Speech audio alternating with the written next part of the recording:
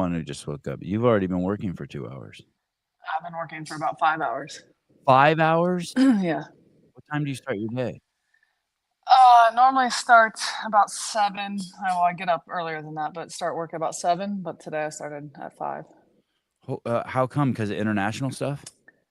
I think I still am a little bit jet lagged, so I'm just getting up a little bit earlier. But I was ready to go today, so might as well start early. And do you just not fool around if you wake up, you just shower, dress to the office? Yeah. Crazy. Is someone at Rogue headquarters, Caity, 24 hours? Is there something? There is. Yeah, we run 24/7 at this point. Wow. What are some of the things that happen at night? Like just watching machines cutting stuff and packaging All and all operations. I mean, Monday through Friday we run the warehouse, 3 shifts, and then on the weekend we only run 1 shift. But manufacturing runs pretty much all the time, and have security in the building. So there's always somebody here. is there always security there? Yeah, And they just cruise around? They have a yeah. We have inside and outside. dang. How many employees do you guys have? We're north of 800 at this point. Holy cow. That's crazy. Is invitational over or no? It's like still stuff's coming home and It's well, obviously, debriefs and yeah, we still have debriefs. We have what does next year look like. I think that'll take the next couple weeks, and then we'll go into next year's planning already. I mean, it's really become a year-round kind of operation at this point. any thoughts of taking a year off? No, No. Okay. maybe right after when we're super exhausted, but you wake up the next morning and we're ready to go. Right. I guess it's like a fighter. Like right after the fight, you're like, okay, and they Yeah. ask you who you fight next. You're like, hey, chill.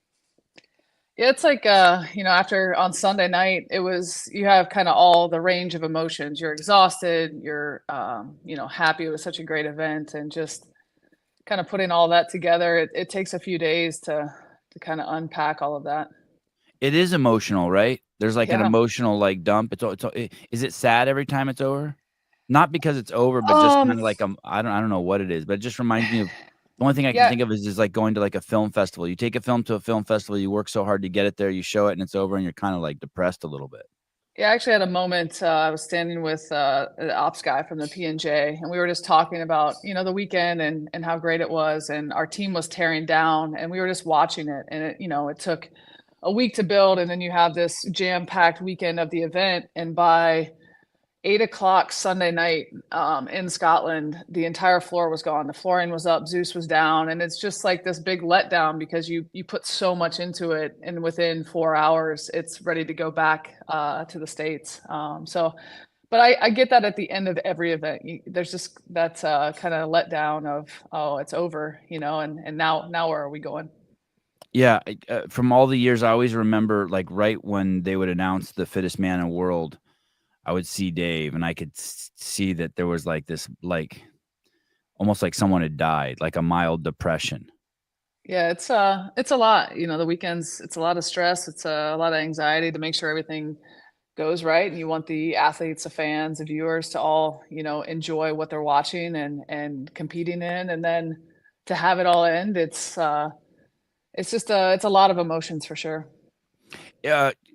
Sorry, 1 second. Hey, Corey, I think your account's been hacked, dude. I got a DM from you saying that you're launching a clothing line, and then would I make a post about it? And then I wrote yes, and then the next response was, "Can I have your phone number?" And then a bunch of other people were telling me your account's been hacked. Has your account been hacked?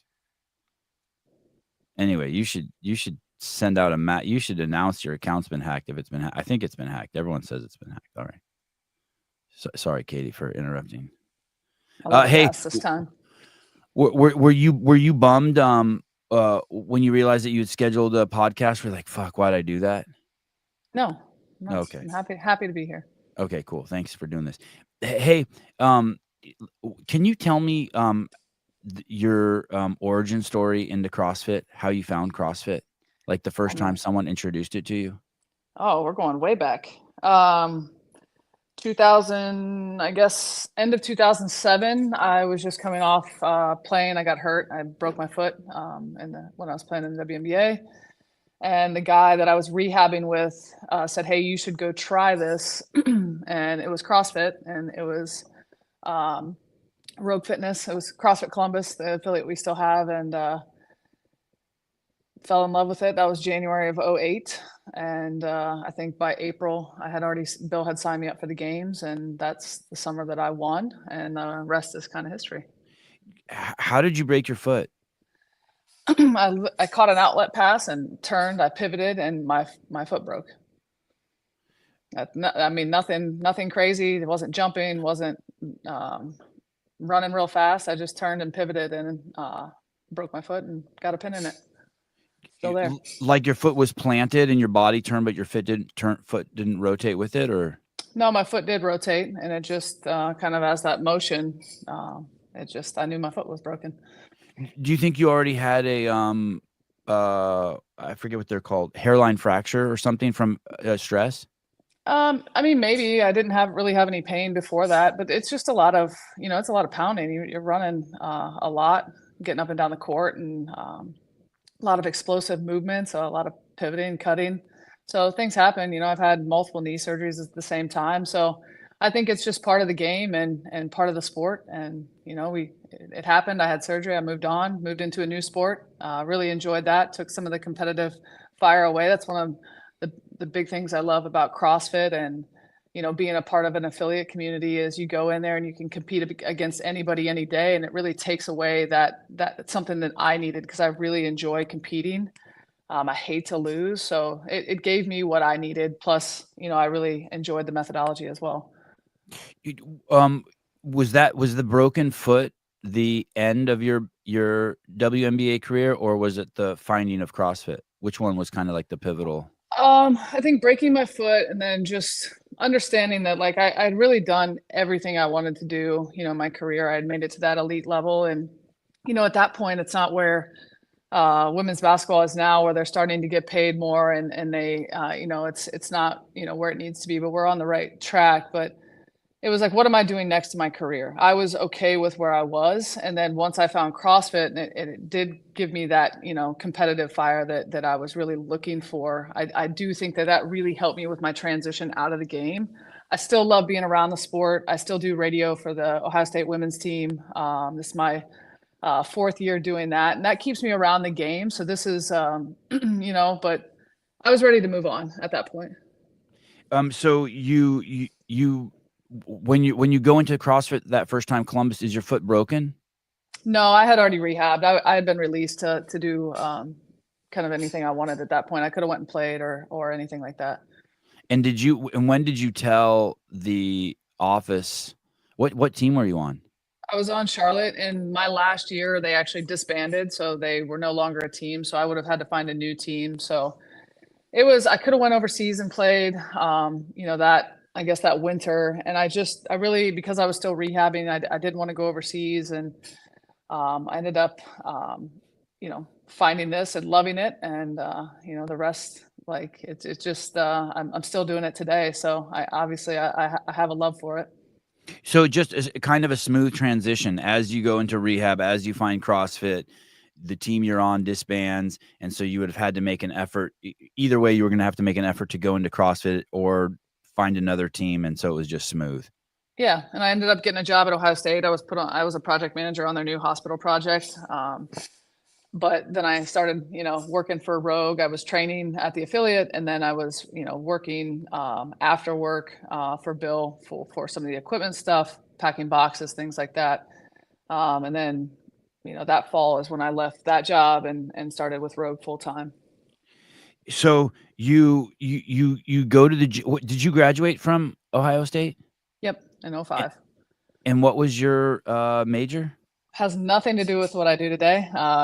Communications. I have a dual in communications and history. I really enjoyed kind of the journalism piece of it, but I also thought I was potentially going to go to law school. Then everything happened with Rogue so quickly that that kind of took a back seat, and here we are today. I'm using nothing that I learned in school to do my job. How did you get that job with the building of a hospital on campus as a project manager? How did you have the qualifications for that? I was a junior position, and I'm, assuming just being in athletics at the university and a graduate, that obviously helped. And you were actually a project manager in the construction of the facility, like, hey, here, putting up the beams and all that stuff?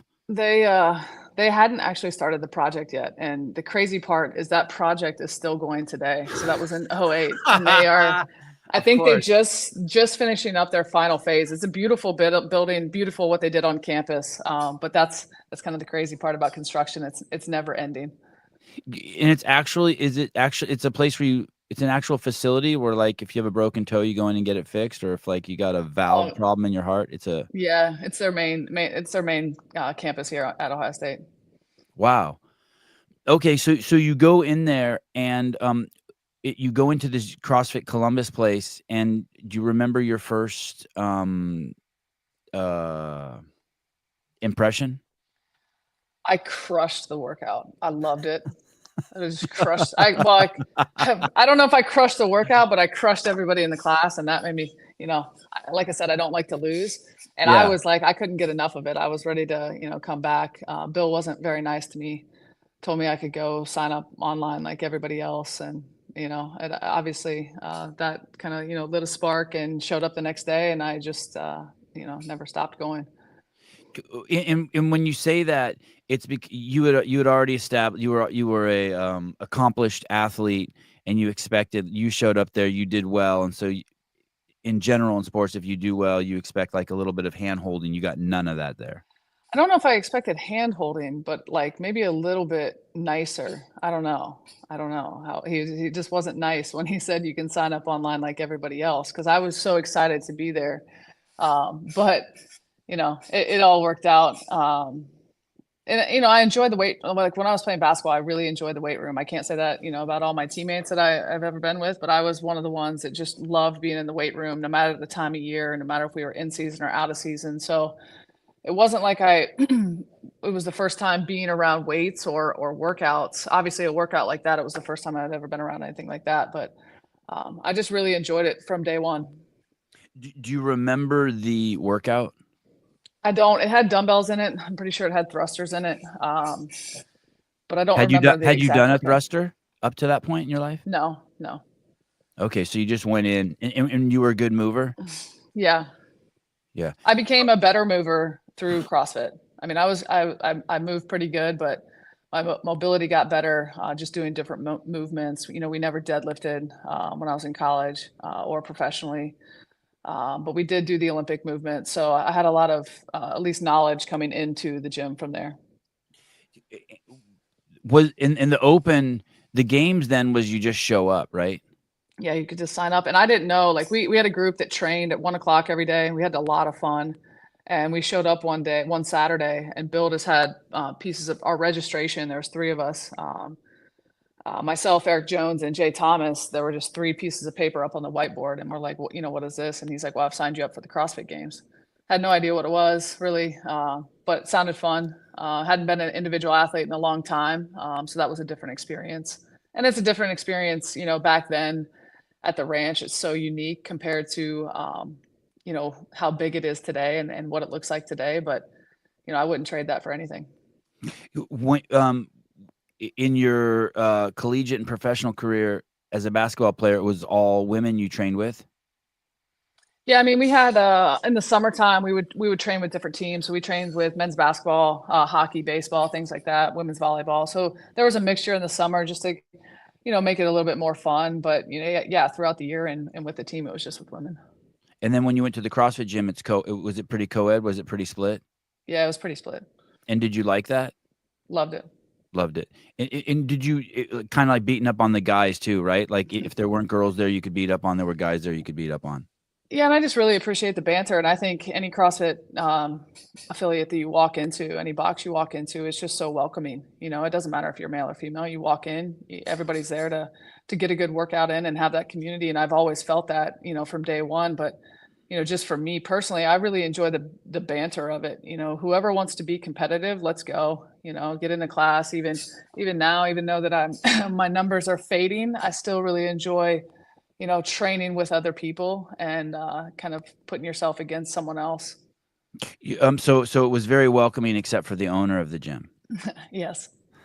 And did he? When did he eventually lighten up? I don't know. You've been around him. Has he lightened up? No, No, I'm kidding. no. Yeah, he did lighten up. Obviously I started, training at the gym and stuff like that. And we had a good time, and we had a good time with that lead up to the games as well. So, um, I think everybody was still trying to figure it out at that point. It was so new and unique and interesting that like we just had so much fun with it. And so when you're at the gym, and has he started Rogue yet at that point? Yeah, he had started Rogue. So they And were kind of running that out of the office and really a kind of a storage closet for some of the equipment, but it was mainly just the box and then kind of doing some online stuff. And then as the equipment side grew, you kind of we took over the space beside the gym, and that became the warehouse. And then every 3 to 6 months, as we started to grow, we just grew out of the building and had to end up moving in 2010. when I came and filmed with you, was that or was that the original gym where you were like like there was a basketball hoop inside this room, and there was really no room to shoot, so you would shoot over boxes and over beams, Yeah. and it was crazy. Yeah, that was the original one. That was the original one.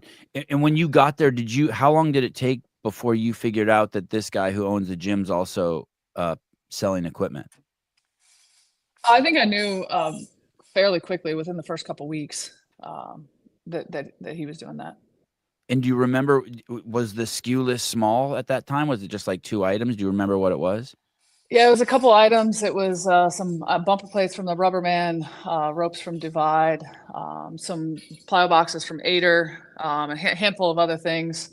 And then that list, started to grow, in '09, and then into 2010 is where it really started to take off. When does he start courting you? Is it before you go to the games? When does he like make it It known was before the games. before the games? And how does someone like Bill, what's his courtship process look like? How do you know? We had a good time. I'm not going to go into that, Sevon, but we had a good time. We got engaged pretty shortly after the games and got married pretty quickly after that. And here we are all these years later. Does he use, Still, when you say you had a good time, he uses alcohol as a tool in the arsenal? no, I think, shared interest, right? We had the gym. We would meet up with other people on the weekends and get wings and stuff like that. And just really kind of that shared interest of what we were doing. And like I said, it's all worked out. Like get wings, like eye contact across the table, you both grab the same wing at the same time and your hands touch, shit like that. No, not like that at all. What? Wait, what do you mean? Why not? God. Doesn't that sound fun? No, it does not sound fun to Oh, me. oh. No. Um, No, we had a good time, go out, there was this place called Wings and Rings that was right across the street from the gym. And we used to go over there and that, and then just being at the gym, I was at the gym a lot because before I had started at Ohio State, I would be at the gym a couple hours a day. Not really training that long, at that point, but, just hanging out. So we just really shared a common interest of, how we work and, what we enjoy doing, training wise and things like that. So. oh, sorry. One second. Sevon, let it go. No, fuck you. Okay. Did he do you think he pursued you or you pursued him? Who do you think was the I think it will depend on which one of us you ask. I think I would say him and he would say me. You would say he pursued you, he would Yeah. oh, okay. Well, that seems to work out perfectly. Yeah. And then so you're there, and when do you get and so you're there training for the games. There's some flirting going on, but you have a job over at the building a hospital. Where are you living at the time? Are you at home with your parents? No, I lived in Columbus. My parents lived about an hour and a half northwest of here. So I was living on my own before I met him. So you were already like an adult. Yeah, somewhat. And when do you get a job? When do you quit your job at the Uh, hospital build and start working for Rogue? Late 2008, and then early 2009 is when we really, we started to. Another guy had come on board. We were working on a big military order for the Marine Corps, and it was really just the three of us at that point, trying to make it work. Hey, so that's exciting, right? When you get an order from the military, like 2008, you're the small startup business and you get a order from the military, you're like, holy shit.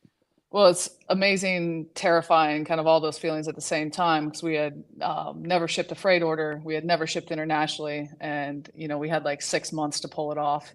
And at that point, we hadn't even made some of the equipment. They wanted squat stands and some deadlift platforms and benches, and so we had to figure all of that out on the fly.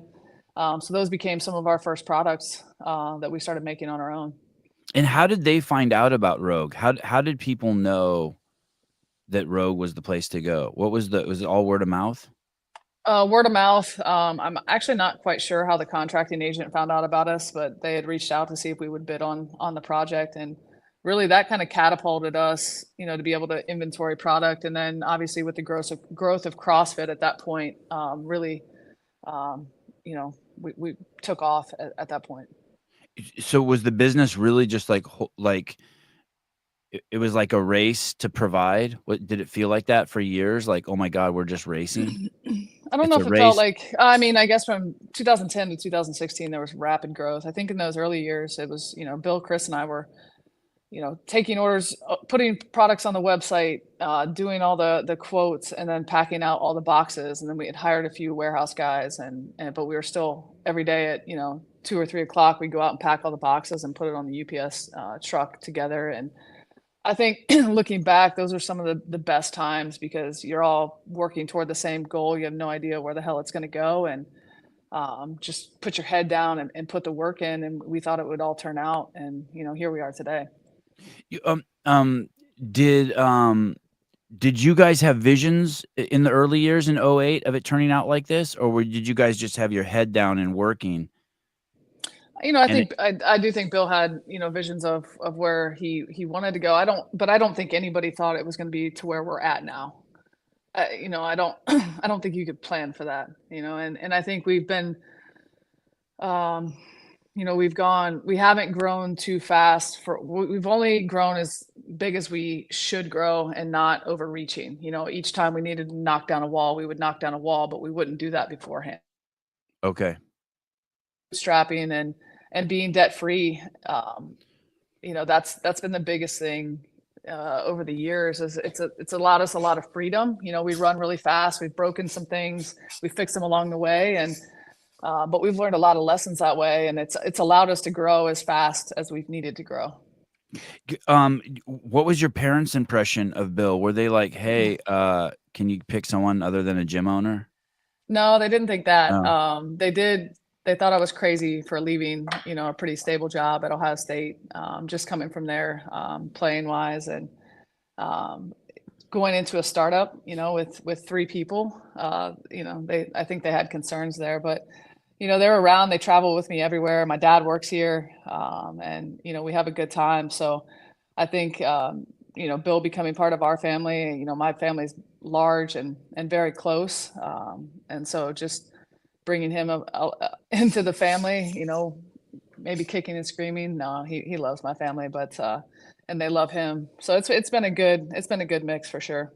yeah, your dad's basically a staple of every event. Yeah, more people may know my father than maybe Bill and I, which is a great thing. He's a great human, loves to get along with everybody, and he's pretty much a staple at all the events we go to. So so, so you did have normal parents. You have the job at the, school, you probably had insurance paid for, you had long-term, Yep.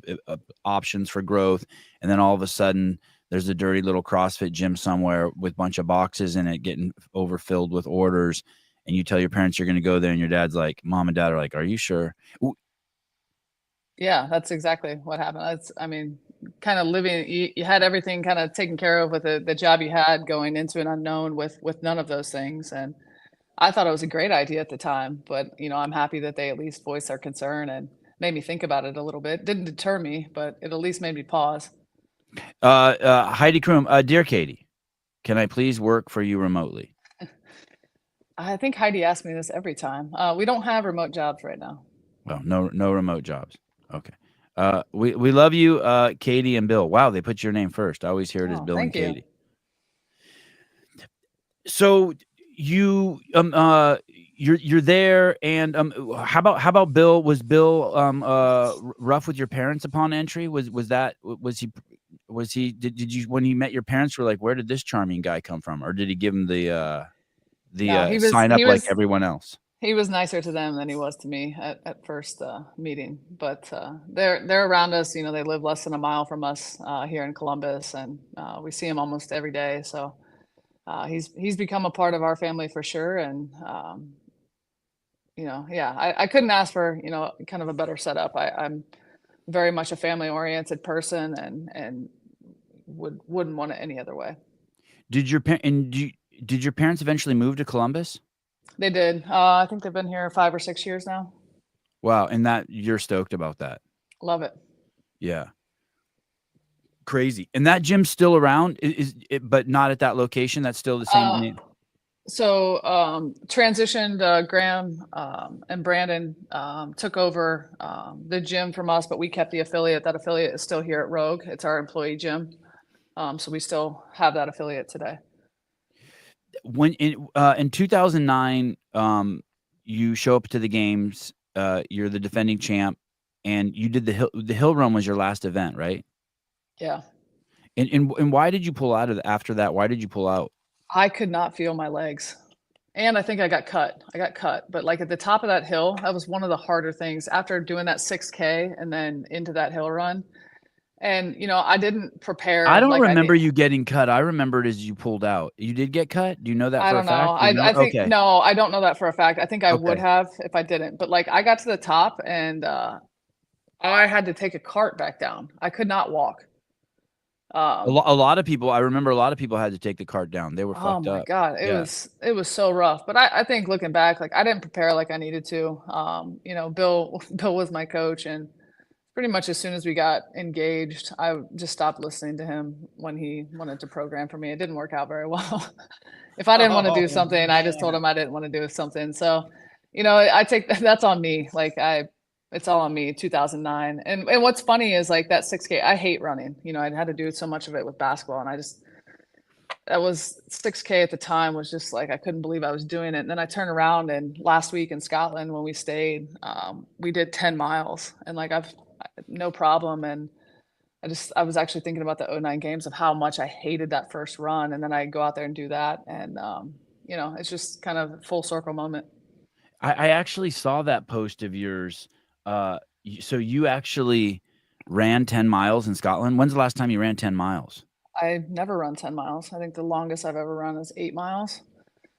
Well, And that Bill was makes just like, I think Tuesday or Wednesday, we had run, I think 5 miles the first day we got out to where we were staying. And then the second day, I think we did, 4 miles in a workout. And then that night, Bill's like, I want to run 10 miles tomorrow. And Rob and I were like, but we ended up running it with him.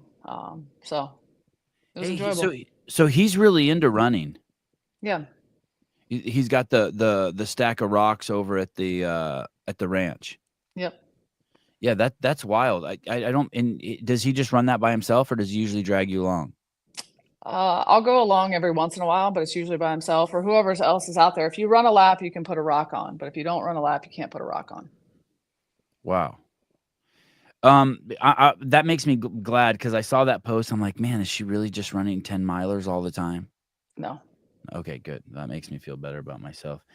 And in quickly you got involved in CrossFit Media. So quickly, like you would be at the desk with like Miranda and Pat and Rory, and you started doing that. And was that your first foray into that?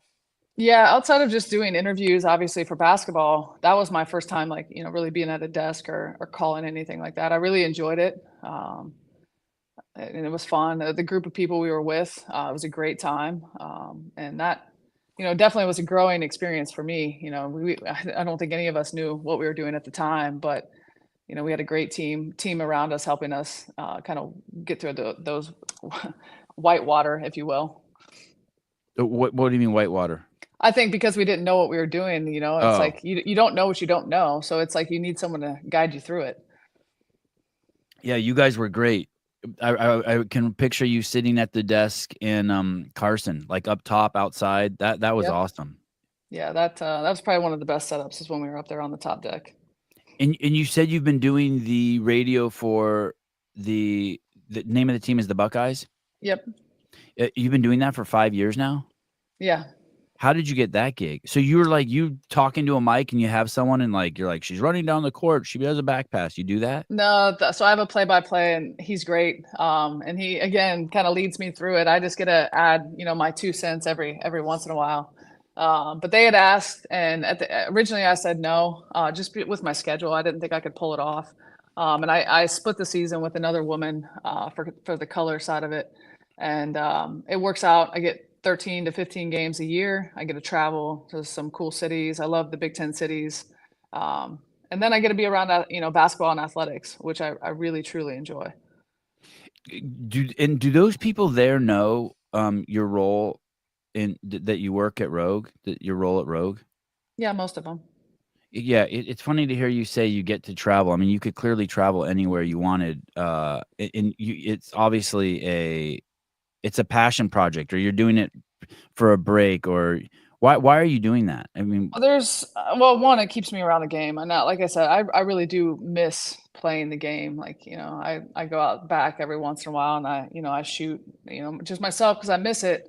But I think, traveling is one thing, but when you travel with a team, when you're traveling with a group and you're kind of going toward that same goal, and, I have this very small piece because I'm just, doing radio for the team. Obviously they got to do the heavy lifting, but there's just that camaraderie and having fun, as an organization that, you just don't get. Yeah, I could go to any of these cities, but you don't really get that piece of it doing that yourself.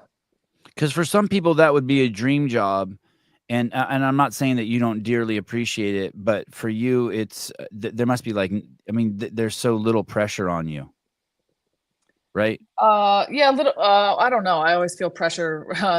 They're counting us down as we go into our pregame, and I'm always really nervous because you want to say the right thing, and it's like doing this interview right here. You don't want to get hung up on something, but for me, it's kind of a break outside of my normal day to day, and I can go and for those Mm. 2.5 hours, I can completely be immersed in this game of basketball where like nothing else. I'm not worried about anything else going on around me, and really in my day to day, I don't really have that luxury. It's whatever's coming at me in the moment. But this for me, I really I enjoy being around the team. I think they have a great group of women, and they're pretty damn good, so that makes it a little bit easier. Yeah, that's cool. They are good. Yeah, they're good. They're ranked number 12 right now. Clydesdale Media, Scott, what's up? Good morning. It's such a sense of pride to have Bill and Caity and Rogue here in Columbus. What they have done to revitalize downtown is amazing. Thank you. What's happened downtown? I think the area where we're at. We're about a half mile north of downtown. We're in between downtown Columbus and the campus at Ohio State. And I think the neighborhood that we were in, the lot we sat vacant for almost 35 years. It Wow. was an old Timken burying site that they cleaned up.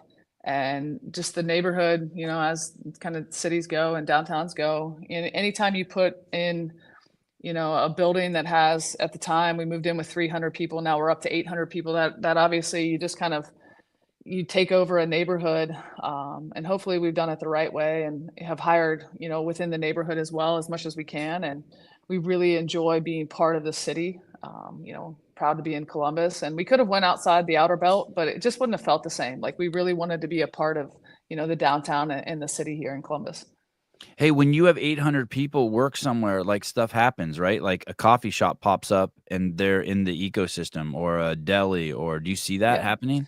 Yeah, there hasn't been as much, probably as we have liked, but downtown is definitely pushing north toward campus, and campus is definitely pushing south, which kind of benefits all of us. But yeah, that's what you would like to see, is that you have the sandwich shops and a restaurant and coffee shops and things like that, that really, you know, people that work here, our team members could just go out and kind of have a one-stop shop just in the neighborhood before they would have to go home. So there's people who walk to work? Yeah. Oh, that's cool. What was it? What was so if that building was empty for 35 years, was it just like RVs and homeless people? Like I'm just picturing where I lived in Oakland, like No, you know what I mean? When there's it a was giant not like that. no, oh, It was okay. not like that. No. I'm not gonna let you go any further. It was not like that. It was just literally vacant lot. Like there was no building on it. They had knocked down the building. It was an old brownfield site that they revitalized, spent a couple years doing, and it was going to be Stone Brewery was looking at this site in Richmond, Virginia, and then they ended up picking Richmond, Virginia. And within like 2 weeks of them doing that is when we started looking for land to build on. So it just happened to be the right time when this place came available. And how close do you live to work? Less than 10 minutes. And is it a good spot? Do you have traffic or like what's your commute like? Little Easy? bit of traffic in the morning, but not like what you see, you know, in the bigger cities. So what I complain about, you know, somebody in LA would laugh about. And does it snow there on campus? Yeah, yes. So you even have to do stuff like that. Not only do you have security, but do you have a snow plower there that plows your parking lot? Yeah, we have all of those things. It's the Midwest. You get all the seasons. So, you know, it was 30 degrees last week. It's 55 degrees today and raining. So we're in the season of who knows what's going to happen the next day. Yeah, those are crazy things that like I was just thinking that I mean someone like me would never think of. You have to have a parking lot that can hold vehicles for 800 employees. You have to have bathrooms that 800 people can take their morning deuce in. You have to have toilet paper. It must be crazy. You got to have all the things. You know, we're getting ready to expand. So, you know, we went from 4 buildings to 1 when we moved in here in 2017, and then during COVID, everything exploded because we were growing so fast, and we were back in 5 buildings. Now we're in 4, and we're actually going to expand to the south of us. We're trying to get back in 1 building, so hopefully we'll start that this spring. Hey, so you have a dude there who's just like in charge of like just cleaning up bathrooms and spills and shit. We have a whole team here that is in charge of that. Yes. So like you're just he's sitting in his office like clogged toilet in this 8th sector, and he runs over there with the plunger and shit. They do way more than that, but yes, that there's multiple people in the building that will take care of that. Do you know the name of that position by any chance off the top of your head? Our janitorial staff. Yeah, janitorial staff. Wow, head janitor at Rogue. Even that sounds good. As a former, what happened to your money, dude? Why is your money funny like that now? You must be out of the country. As a former SID, I don't know what that is. Sergeant in staff. Sports Information Director. Oh, is that really what it is? Yeah. Oh, as a former sports information director, I miss the travel and being with the teams. Thank you. Thank you to you and Bill for having us in Scotland. You have to say the next part so I can respond. Oh, OH. I don't know what that is. IO. So if someone that is a Buckeye fan, if you say OH, you respond with IO. You could be anywhere in the world, and that works. I know you won't understand that, but no, as a Buckeye, I enjoy that. Patrick knows everything. Is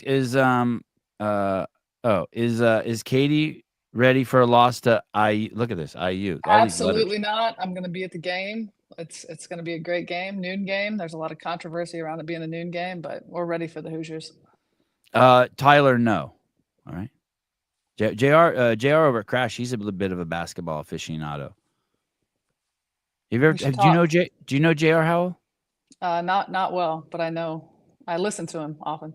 Yeah, he's a basketball nut. Okay. Andy worked at Abercrombie. Just on a side note. That is a random fact. I'm not sure I needed to know. What does Caity, I think it's with the C, think about Caitlin Clark? She's amazing. She is up the level of sport for women's basketball, and has put a lot of people in seats and has done amazing things. And she will continue to do amazing things for the sport. So Rogue Grows, do you remember the first product that you guys were making where you were like, ooh, we don't know if we should make that? No, I mean, our first product was gymnastics rings that we still sell, the metal rings. You can travel around with them. Then we got into squat stands, benches, and now we're kind of into, whatever you can think of, we're trying to make. Let me ask you this, I don't remember exactly if I spoke to you or Bill, or maybe at this conversation I'm completely making up, but I think I remember speaking to one of you guys about shoes at one point years ago. And would you guys ever make shoes? And I remember one of you saying, yeah, it's really weird. You started talking to me, either you or Bill, about manufacturing shoes in the US, that there really wasn't somewhere to make them, that kind of manufacturing had already left the country, like things like that. Yeah. I'm assuming, and now you guys have a bike. Yeah. And you It have a was a rower. passion project, the bike was. Oh, well, okay. Good. I have some It questions was, about bike. Go ahead. Tell me about the bike. I'm so well, it's curious not about the really, bike. it was like, it's just how, I got into cycling a bit, and Bill and I were talking about it, and he's like, well, we should make a bike. And we wanted to make something that, was unique, because there's not a lot of US made bike manufacturers, and we made it belt driven, finally got it up off the ground. I think we posted about it 3.5 years ago and just started selling them 6 months ago. So it's been a long time coming. But we'll see if we expand that line. I don't know if we're going to do that anytime in the near future. It's expensive to make stuff here in the States, as you guys are seeing. So This is the bike. yep. How long did it take to bring it to fruition? Well, we paused it. So I think we made the first prototype 3.5 years ago, and then paused the project just because we needed to get kind of everything, our house in order here. And then started working with the designer. They're actually making it now out on the West Coast, in California. And then, well, I think it's a great bike, belt driven, single speed. I would like to get into a geared bike, but we'll see where that goes. And when you say passion project, do you mean that means that you look at the numbers and you're like, oh, that's not going to make money, but we're going to do it anyway? Is that code for passion project? Yeah, a little bit. I mean, it's something we really wanted to do, and then if you look at it, it's just it's an expensive piece, and it's expensive to make, and you're paying for the quality of the people putting the effort in to make the frame and things like that. But there's a lot of things you could do: change out the saddle, change out pedals, change out the handlebars, things like that, make it unique to yourself. You could even change out the belt for a different color belt. So there's a lot of things you can do with the bike.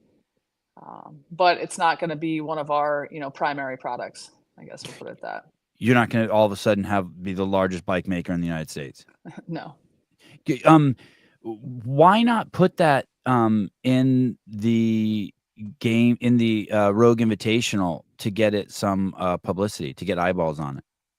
Well, I don't think it was needed. I think being in a new venue this year, maybe if we were back in Texas, maybe we would have tried it. But being in a new venue, being overseas, it was just not something that we wanted to put into the fold this year. Really, you don't feel pressure to do that? Like, hey, we made this. I don't think anyone would frown upon it. It's your event. It's your bike. It's like, oh, there's always opinions about programming, Savon. Come on now. That's true. That said, no, we never feel pressure to put a product that we're making into an event. We would rather program the event to make sure the programming is right for the athletes than make it primary around a product. It's never based around a product. You could even have, since it was like had kind of a strongman motif this year, you could have made it so that they didn't even ride the bike; they just carried it and ran with it. That's it. No, you're not allowed to program anymore. Hey, when you came on the show today, you probably thought it was gonna be an easy show, just talking about like torn Achilles and stuff, huh? Yeah. Let's get into it. We're like 40 minutes into this thing. How are you on time? I'm good.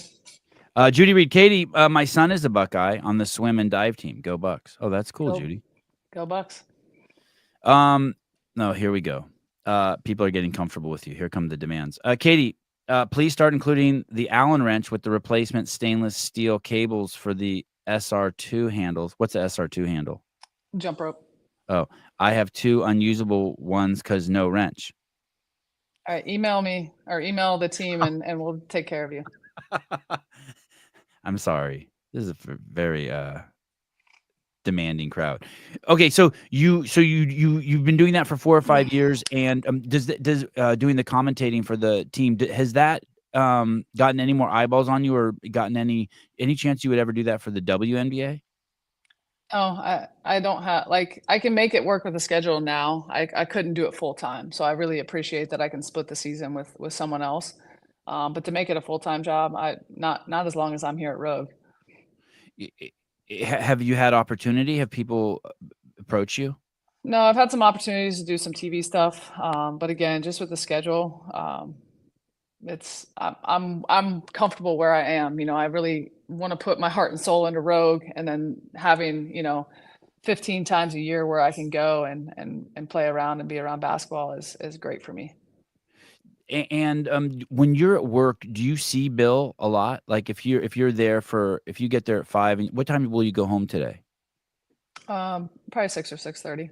Will you in those 12 hours you're there? Will you see Bill?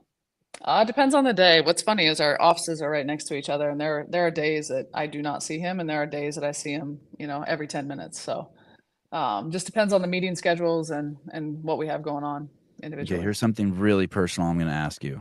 Oh God, Do you guys share a calendar? no, No, no. So no, he doesn't. So he doesn't know, or you don't know. no. We don't ride to work together, and we don't share a calendar. And what if do you know what he's doing? Like, what do you guys have a set time that you debrief every day, so you guys both the heads of the company know, or is it just over dinner? Are you like, dude, someone called and said our tube was not working, or on the new bike, or as you stick a piece of Uh, steak in your mouth? I mean that's like an ongoing conversation pretty much all the time during the day, depending on what's going on, just chats or whatever. But yeah, don't it's probably not healthy, but we do every night at dinner, work inevitably comes up. It Uh, kind of never goes away, but that's our choice, right? We're choosing to do that, and if we both didn't enjoy it, then we wouldn't do it. yeah, it's your baby, it's your love. You Yeah, guys are stoked you have that. yeah, yeah. What an awesome thing. Okay, and you so don't yeah, driving to work would be that That's would like my make time me of peace. yes, I get yes. 20 minutes a day to myself. Yeah, totally. Yeah, I wouldn't that makes total sense. Caity, thoughts on Juju, and is it crazy to have all the West Coast teams in the Big Ten? You're gonna have to explain that to me before you answer that. Watkins, arguably the best player in the country right now. Boy or She's girl? sophomore girl at Okay. USC. We actually get to play them. I have the West Coast swing, so I get to see her at USC and UCLA this year. I do think it's crazy. I think the conference realignment for the Big Ten and really all the conferences is really wild. So just travel schedules alone for the athletes, I think is quite crazy. Uh, um, but this is totally off subject here, but basketball has gone through some innovations, right? I mean, I don't know a lot about it, but like with Steph Curry a few years back, shooting from further away, is basketball? Is there room for like better and better players and innovation there? I don't know if shooting farther. I mean, I just think that's a part of the game. Athletes are getting stronger. Their range is getting, Oh, is that what farther I never farther even away. thought of that. Is that what's going on with Steph Curry? It's because people got it. I always just thought it was because it's harder to shoot from far away. You're also saying it's just people are getting Well, stronger. but I think it's both. I do think it's really hard. Like what Steph does is there's a reason why Steph Curry is Steph Curry. It's because he works really hard at what he does, and it's quite impressive, obviously, to see where he can shoot from and the accuracy that he has. But I think you're seeing more guys being able to do that at this point, just not with the efficiency that he has. Hey, so God, I never even thought about that. The strength piece. Why is Caitlin Clark so good? You think? She's got it all. She puts the speed together. She's got the range. I mean, if you look at her range, we haven't seen a women's player that has the range of someone similar. I'm not comparing her to Steph, but that can shoot with the accuracy that she does from that range for a female is really impressive. Um, when now that you've been doing this for 4 or 5 years, any products pop into your head while you're are you in that space a lot? Like you'll be there and you're putting your headset on and you look at like their rack that holds the basketballs and you're like, oh man, we could do that better, or we need a Rogue pump, or are there things? Uh, Are you in I think I constant? do that. I do that in everyday life. It's not really just because of basketball. If I look at it, I'm going into a university. But I did this when I played too. You're checking out their weight room. What do they have? How are they using it? How are they training? I think it's just all really interesting to see the differences that you see university by university or coach by coach. And I think you'd say the same thing about walking into a CrossFit affiliate. What is different? I'm traveling a ton, so I'm trying to go into as many gyms as I can in a given city where I'm at, and how are they different? How are they using the stuff? How is it holding up to how they're using it? And so the mind is always turning with that. But that's also what makes it interesting. I don't have to just come in here every day and stare at spreadsheets. And there are people that love doing that. I'm just not one of them. I have to do it for my job, but I'd rather be out in the field and see how the equipment is holding up to how it's being used. It really is a unique situation. You probably take it for granted, but most people don't know what's capable with manufacturing or creating things, or changing the surface of the material on the ball or the way the rack is hanging on. And so when you go out into the world, you see the world differently than other Yeah, people, and and that's we changed over also time. But I mean, you have that capability to be like, okay, that can be changed, and I know a place in that can make that and change that. And other people don't even think like that because they don't even know they can think like that. Yeah, and it's you also learn a lot. You learn different ways that people are using, a piece of equipment that like you didn't even think of, right? And maybe you can make it better for them, or you see someone using something that's like unsafe, and I end up going and telling them like, hey, I wouldn't use it this way, but like that's why some of our designs don't have certain things because we know that if you put that in, a mass, a gym with that's going to have a lot of users through it, that they just shouldn't do that because sometimes people don't make the right decision on how they should use equipment. When you're out in the real world and you go to these places, are do people know who you are, or no, they don't? Depends on where I go, but a lot of times I won't say anything, and I want to kind of blend in so that they don't act a different way. Like Yeah, people are definitely if gonna I go act into a different. yeah, if I go into a class, I just want to go and be a part of the class and see how they train, and I don't want it to change just because someone else has walked in the gym. More I was thinking about when you go on the road, like for instance, a president of a university could give two shits about fucking meeting you as the basketball commentator, but if they're like, hey, the owner of fucking Rogues up there, that's like, oh, I'm fucking gonna make a trip up there and say hi to her. Yeah, I don't know about a president of a university, but there's definitely Oh yeah, I've met a lot of people that are definitely know me from Rogue more than playing, just because they haven't been. I'm old at this point, so I'm graduating in 2005. There's a handful of people that still know me from my playing days, but more people now just from Rogue and that type of stuff. I don't mean, listen, Caity, you're not playing along with this. When you walk into the room, when you walk into a room, there's people whispering like, "Hey, that girl over there, that's the owner of Rogue." Like people are whispering. Okay, fine. I don't think so. Yeah, I'm telling you, they are. Pointless basketball. J.R. Howell. Pointless basketball isn't going anywhere. However, 33-point attempts a game isn't going to keep fans excited about watching. Many miss the physicality. What's that mean? Pointless basketball. Positionless. Oh, thank you. Shit, I'm glad one of us can read. Positionless. Thank you. JR's probably like slapping his head. You jackass. Going to where there's no like point guard and center and things like that. I agree with you, JR, for sure. Bring back the bad boys in that area of 90s NBA. That said, Steph's one of my favorite players of all time. But I agree with you that shooting 33-point games isn't going to keep people in the stands. I like it. I mean, I guess I don't watch basketball, so my opinion doesn't matter. Bernie Gannon, Caity, Sevon is almost synonymous with bikish fitness. Oh, could he be a rogue athlete for that new bike? He's probably cheaper to sponsor than Rich Froning. Oh, there you go. I think he's probably more expensive. I don't go on bikes that actually go anywhere anymore. Those days are over. You training every day? 6 days a week, usually. Hard for you to take a day off? It is actually, because it's kind of my escape. It's good stress relief. I enjoy moving, but yeah, usually take Mondays off. How many unanswered texts do you have on your phone right now? Oh, not that many. I don't like it when there's a red bubble. No shit. No, I don't at all.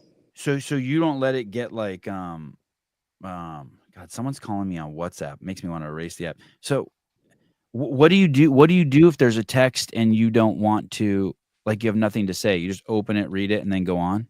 Yeah. That's it. Yeah. When did you become comfortable doing that? Do you remember when it's like, hey, there's just too much. I'm not being a bitch. I just can't respond to everything. It's been a few years, but yeah, it definitely took some time to get used to. Yeah, it's weird, right? Yeah. How Still many makes texts? me uneasy, but at some points there's so much coming in. But I try to do that with my email too. I try to keep a clean inbox every day. Wow. Um. Uh. Um. Do you have people pinned at the top? Like, do you know how to, you don't have Bill pinned at the, you don't have Nope. ones pinned up? Whoever's the last in is the person at the top. You don't got your dad pinned up there, your mom? Nope. Do you know how to pin them? You want me to Yes. show you? You do? Okay. Wow. Wow. Okay. And what about people who text you and you feel like you want to give them a good response, but you don't have time to? Do you go back and mark unread? No, I just remember that I need to go back and do it. It might take me a few days, but I get back to them. Wow. All right. Uh, you're going to go to Scotland, or you go to Scotland. This is the first year you guys took Rogue Invitational out of the country. Yes. And you get over there and smooth sailing, everything good, all the equipment, everything show up on time, easy Yeah, I mean, peasy. I think that was one of the biggest stressors was we came right out of the games, and within 2 weeks we had to ship 15 containers, get them on the water. So having programming at least outlined out, so I knew what to send, and then having the team do 15 containers in 1 week, that was quite the feat. And then cross your fingers that everything shows up in time. We shipped them a couple weeks early just to make sure that they would get there. And when we showed up, the Sunday before the event, everything miraculously was there. And a container is a Conex box like the ones we see on the back of trucks on Highway Yeah, 5. 40-foot container, and then we also shipped 5 semis from Rogue Europe as well up. So it was a lot of gear. 5 semis from where? Rogue Europe in Belgium. Oh, okay. And how do those get there? Don't they? They go on a boat from the Netherlands, They I actually think. Then they went over and then drove up. Yeah, do they actually drive the semi onto the boat? I believe so. Yes. They don't take, wow. And do you guys have software that's like packs the Conex box for you? No, No. it was we put all 15 containers and 15 doors, and then just one by one went through to see how they would fit and make sure they weren't overweight. I mean, Zeus alone was over 6 containers. We had to put it over 6 containers just to make sure we weren't overweight on those and all the flooring and the turf. If I want Zeus for my house, how much is Zeus? There is no price for it. Th- No way. It's lost. It can't be. It's Yeah. too much. Yeah. It's out of control. And it requires it kind of has a life of its own. Yeah. Does Zeus have a manager at Rogue? No, it doesn't. No. It's Wow. we add to it, we take away from it, but it's kind of the staple at this point. It really fills up the arena, and you can do so much with it outside of like a 15-foot, rig or something like that. So it's definitely the staple piece. So when you know you're going to do this, you have all the workouts. Someone has to go through and make them some massive equipment list, and then all the contingent pieces of equipment, like the extra ropes, or if something breaks, or the extra bolts, and all that shit, and the extra floor. I'm sure there's a contingent, right? Like a 10% contingent. Oh yeah, of we all. definitely we had people travel over with stuff in bags. So some of the stuff, just to make sure we had enough of it, we sent on the last flight over. And do you just keep filling so you don't even know it's going to be 15 boxes, or by now you kind of do, or do you just I start mean, filling boxes? we had an idea of that's what it would be like, or that's how many we would need. But I didn't actually think we would fill up all 15. But we did. And then those sit on campus at Rogue, and then a truck comes and gets them, takes them where? To the Eastern Seaboard? Yeah, I think they went out of Norfolk. That's Virginia. Yep. And then they go on a boat, and then since you send them 2 weeks early, you have to pay someone to store them over there. That's extra. Yeah. They stayed. We stored them in Edinburgh, and then they just trucked them up when we were ready for them that Sunday. And when does one of your staff first get eyes on them? When they pull up to the facility in Scotland? Yeah, I think we first put eyes on them. I think I got there Thursday morning, maybe. So saw them then, and then we had our first staff there Thursday night and Friday. So just making sure we had all 15, and then we didn't start unloading until Sunday. Just starting to QC and make sure we had everything. I think we had over 2,000 line items that we had to make sure that were on site for the competition. And you said when you came on the show that it was the best staff you'd ever worked with, event staff you'd worked with, like the people on the ground. What's the name of the place you were at? P&J Arena. P&J Arena. That was hands down. I mean, going through and I said that early on, but going through the weekend, hands down, the best event staff, the best venue we've ever worked with. What does that look like? Give me an example of something like you say, and then they jump.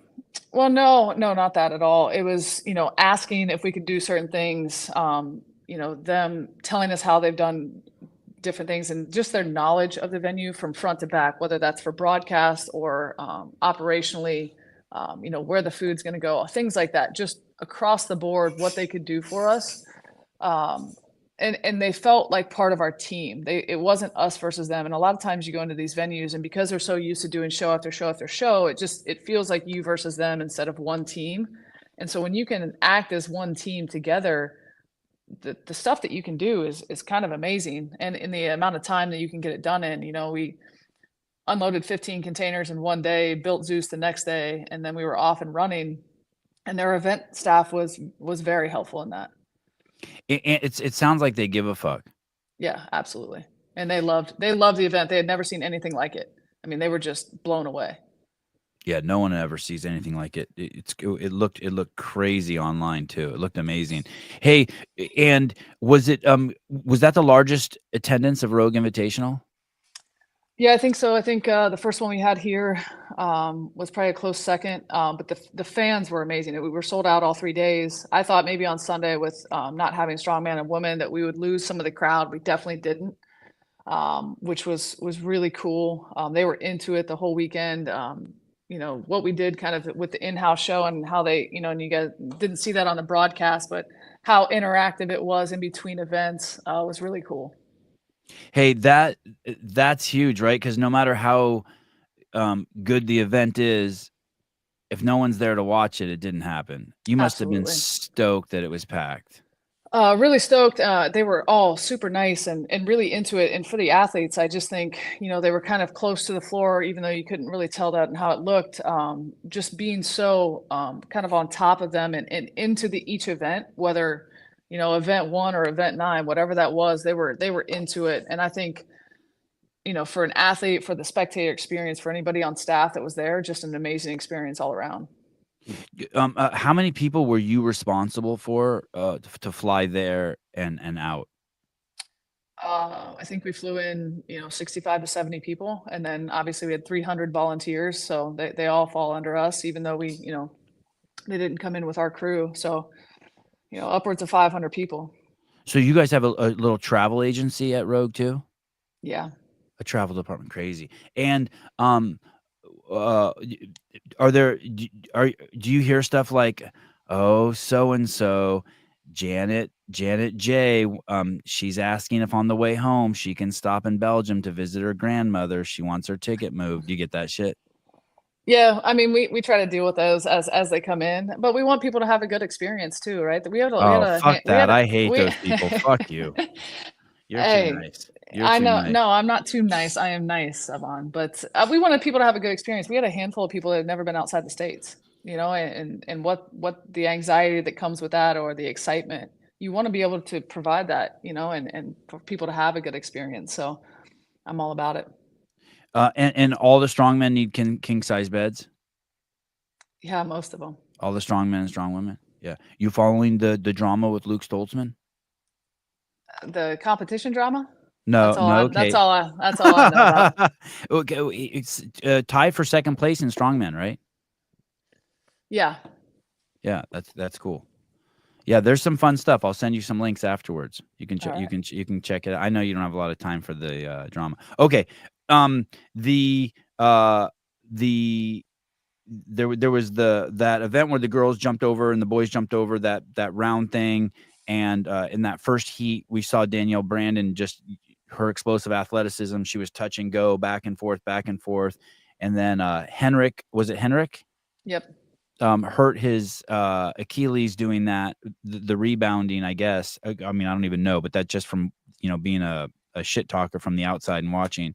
And then we saw Gabby get hurt. My impression, well, so what was your walk me through that? And then, but my impression was I thought that someone reported to us that Gabby was hurt going into that event.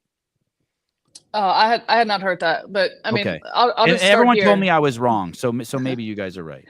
Well, I'll start here. Look, everything that happens at the event, it's my event, it's our event, like we own, right? So we have safety protocols that we look at each event. If something's happening in the event, we'll deal with it in the moment. We tested this event. I tested it multiple times. I tested it in Columbus. I actually tested it in Scotland. We didn't see what we were seeing from the athletes with the rebounding. I do think, Danielle, she's so athletic and so quick. She really started pushing the pace, and the other athletes saw that and started to do that. And unfortunately, you had Gabby first, and then Henrik. And as soon as Henrik happened, we got together, our core Oh, team. Gabby was first. It happened to Gabby first. Yes. Oh, okay. And so then we decided that we were going to make the change. It was absolutely the right call. We wanted to keep the integrity of the event, meaning we didn't want to change it to a movement that would have changed kind of the course of what we thought that event would be. So adding the burpee there. And the crazy part is, those athletes were maybe 4 to 5 seconds off what they were doing before, which is just incredible with their athleticism. But making that change in the moment was absolutely the right call. We made the decision quickly. We talked to the athletes quickly as well. Everybody was on board with the change, and we moved forward. And so definitely something that we'll continue to look at and look at going into next year as well. But very, very, very unfortunate for Gabby and Henrik for sure. So you were we started the show, you were playing basketball and you pivoted and you broke your foot. Yeah. And that's like at the highest level, that shit's gonna happen. Right? Yep. Tons of wear and tear, tons of explosive movements. Everything needs to be faster, stronger, quicker, more responsive. At what point, like, was it never an option? Okay, so 2 people got injured. Like, hey, man, this is a really demanding. Was there any party that's like, no, fuck it, this is a really demanding movement? And I mean, obviously, you don't want anyone to get hurt. It Yep. sucks, especially that injury. But like, you can't like, is any party like, no, guys, you got to be able to do this? Look, I think in sport, there's always inherent risk to doing something like that. And yes, I broke my foot turning and pivoting, the most simple thing that you can do on a basketball court, outside of walking. But we made the decision because they were, we didn't intend for them to do what they were doing. And we did think for the safety of the rest of the athletes, it was the right call. And at any point, like we've went through safety protocols before the event happened, during the event, every night in our after action, and it's something that we are going to review and continue to review going forward. But at the end of the day, yeah, there's going to be injury in sport, no matter the sport you're in. I don't remember what year it was, but I was at I was thinking about this the other day. I don't know if it was 08, 09, 10, but I was at where I think I was at Lisa Ray's gym. Was she in Colorado? And Peter Edged was there competing. Maybe Spieler was there. But anyway, these people were doing like 50. It was like semifinals or regionals or sectionals. And these people were doing 50 jumps in a row to 24-inch boxes, rebounding like crazy. I mean, do you think that, and I feel like some of the boys that I hang out with think that there shouldn't be any rebounding in CrossFit. Do you have any strong opinions like that? Like that there shouldn't be any, you should force the athletes to step down? I don't know if I have a strong opinion one way or the other. I think, if I look at our position, it's to make the event as safe as possible and to make sure that we've gone through all the protocols and testing that we need to. But at the end of the day, you want to be able to do explosive movements, and you're not going to be able to take all of that away. Can things be safer? Absolutely. But I think we just need to look at it event by event. I wouldn't say there's an absolute either way. Lazar dies at the CrossFit Games. The event is the integrity of the event is my words, not yours. Compromised in terms of the title, fittest on earth. people questioning, not on the women's side, but on the men's side with James Sprague. And then obviously we didn't get to see Laura compete against Tia. And now Rogue happens and you have all of these people back together. And, people are like, well, there you go. This is the fittest. Does any part of you see, no, does that make you uncomfortable? Does any part of you see that is not that you guys are taking advantage of it. It's just things are unfolding. Does any part of you see that as true or see it as I was shaking my head there because I truly feel that, but you've heard us say that since 2019. We're not trying to find the fittest. This is the Rogue Invitational. We invite, obviously we use the point system this year, but the ability to invite who we would like to see at the event and who we think is going to put on, the best competitive event, but also our programming as well. We're not trying to find the fittest. That is the CrossFit Games, and they've done a very good job of that. Ours is very different, where we just want people to come and compete and have a good time. And at the end of the day, the people on the podium deserve to be at the top of the podium, but we're not going to take any title that someone wants to try to tell us that we need to have. Okay, but what about when you and Bill are just like afterwards sitting down eating a steak? Are you like, holy shit, man? We may have to fill this void next year. We may have to add 3 events and change up the programming. Like we've stepped into the space. Like you're already in the space. People are always going to just talk about it anyway. But and as you see CrossFit evolve, do you see yourself maybe filling that space? No, I think that we're a unique event, and I think that we're in this space, and going over to the UK this year and involving that European crowd as well, and it was just an amazing event. But there's no need to fill the space. Like we're already a part of the space, and we've been a part of the space. And I think that we can get bigger and better every year. And as long as we do that, then we're, kind of firm-footed with where we feel we're at. But you're right. People are always going to talk about it, but that's right. Like we have to be comfortable with where we're at, and the event that we're putting on. And we have a great team, that we think that we can put together a really good team, that we put together a good event and take care of, the weekend. And that's if the athletes show up and they do their job and they compete, which they did. I mean, it was an amazing event to watch these guys go out there and crush these workouts. That's what matters. Right. And we can pick apart programming and willing to have any of those conversations, or how the event, the broadcast. And I think that's all fair because that's competition. I think if you look at Monday Night Football, we're going to have a lot of opinions on the teams and the players and the broadcast and things like that. And that's what makes sport. I think it's a great environment to be in. And, for the time for these athletes, like they enjoyed it. They worked their ass off. And at the end of the day, we started out talking about how exhausted we were, the team was at the end of the weekend, but it was all worth it. All that work was worth it to watch these guys go out there and kick ass all weekend long. What about this as an idea? After 9 events, you crown the Rogue Invitational winner.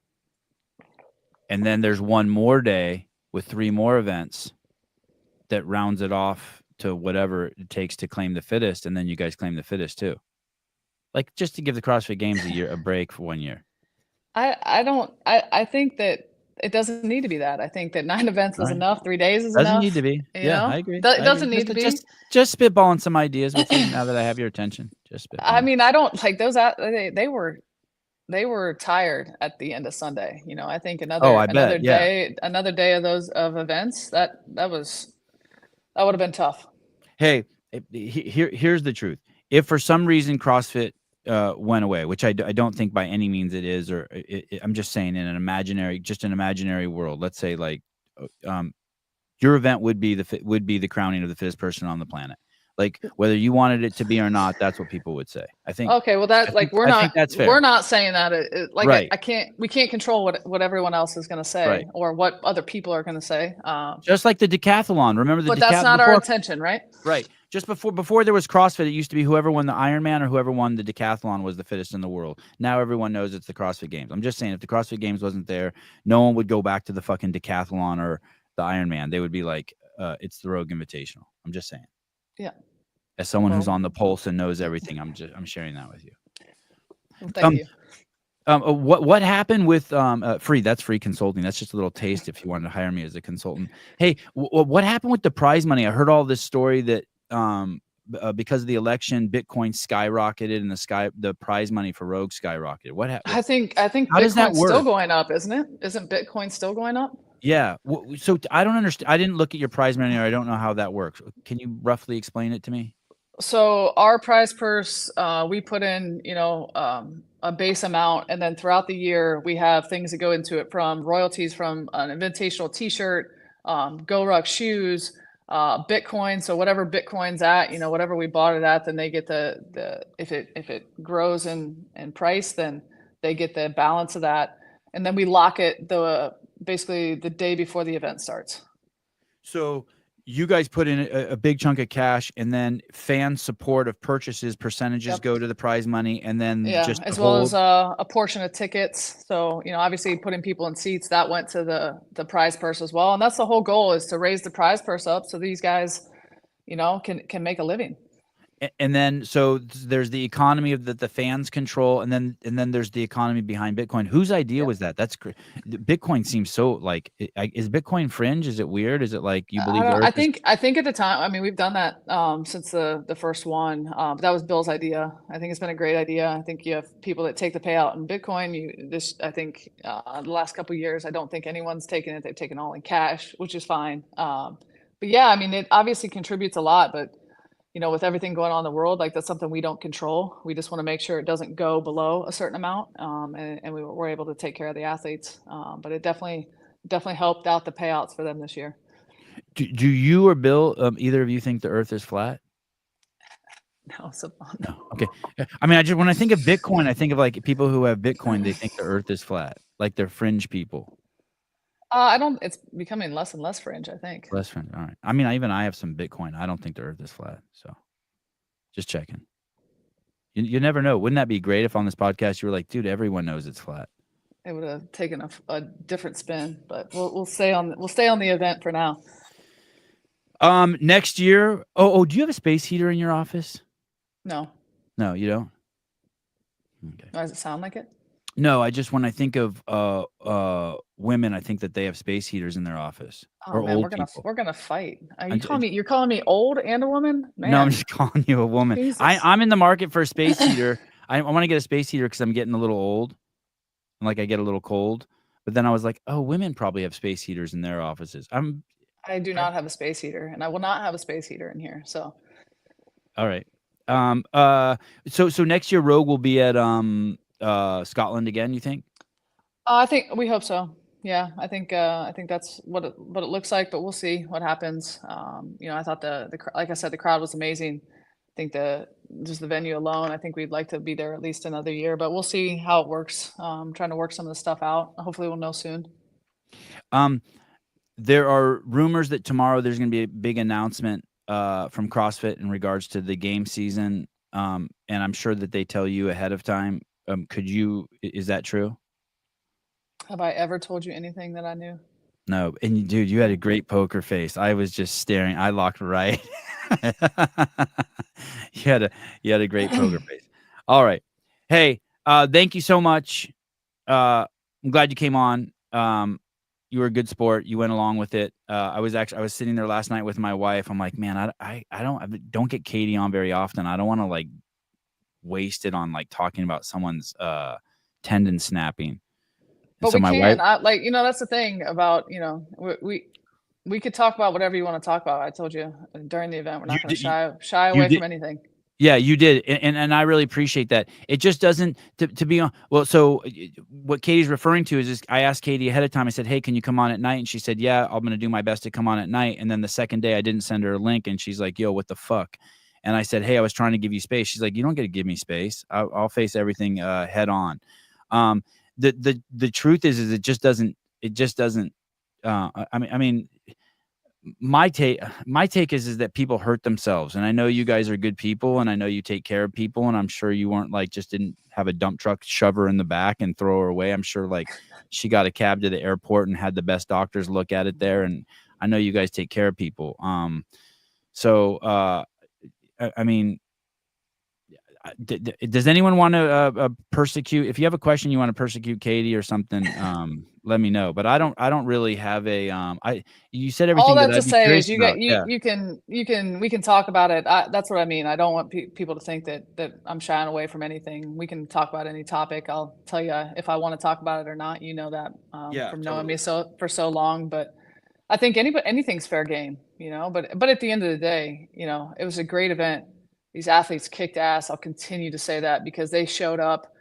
They pushed themselves to limits. I was a little aggressive on a couple of even though we tested, I was a little aggressive on some of the time caps, but it also showed that some of these athletes are really fit, the people that did finish under the time cap for all the workouts. And so, back to the drawing board for that, and we can look at that for next year. But, I think as we get through the next 2 weeks and we go through our after actions, we're going to come out of it with a better event for next year.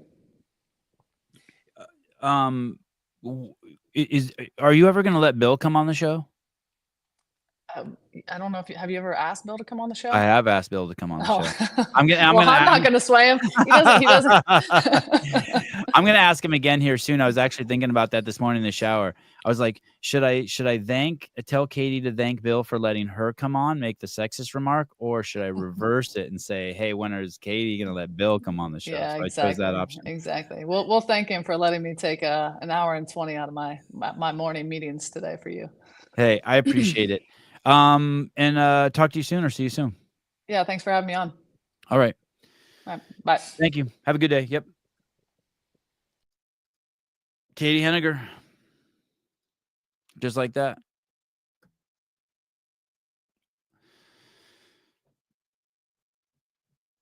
Patrick Clark, Gabby Magawa had nothing but great things to say about how she was treated and was upset she couldn't finish it. Yeah, they're awesome. They probably gave her the best ice after her injury. The best ice. Oh, shit. I had one more question for her I wanted to ask. Damn it.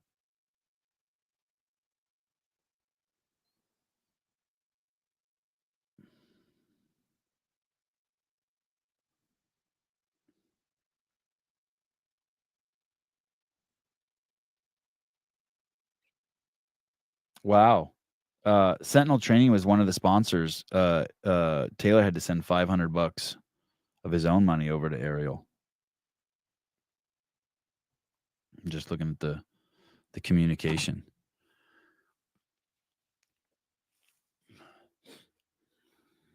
All right, no space heater for. I thought for sure she'd have a space heater. No space heater for Caity. I have an old space heater. It's in storage. I don't know if I want to get it out. By storage, I just mean like at my house, not like storage. All right, I have a story I want to tell you guys. You guys ready? So 2 days ago, the boys are like, hey, we're going to go in the backyard and shoot BB guns. I'm like, okay. And they're like, hey, you know how you don't like our stuffed animals? I said, yeah. And they're like, well, we're going to take our stuffed animals in the backyard and shoot them. I said, awesome. And then throw them away. They said, yeah, because they have just like dumb stuffed animals.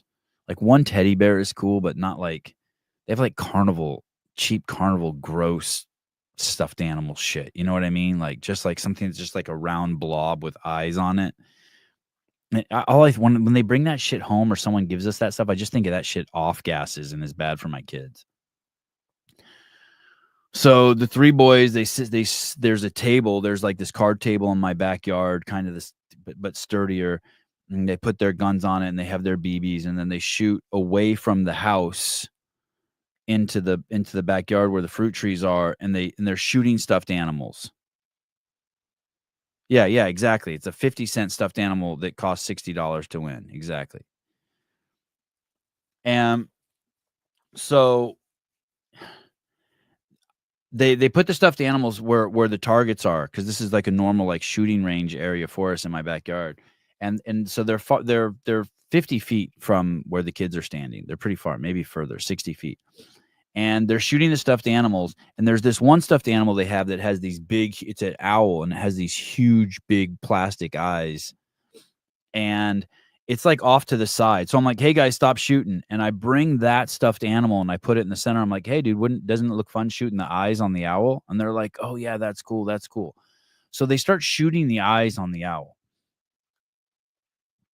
And so I go inside and I'm hanging out with my wife, and I hear this like, well, I actually didn't, I heard it, but it didn't register. It registered to my wife. My wife goes, oh, something just hit the kitchen window.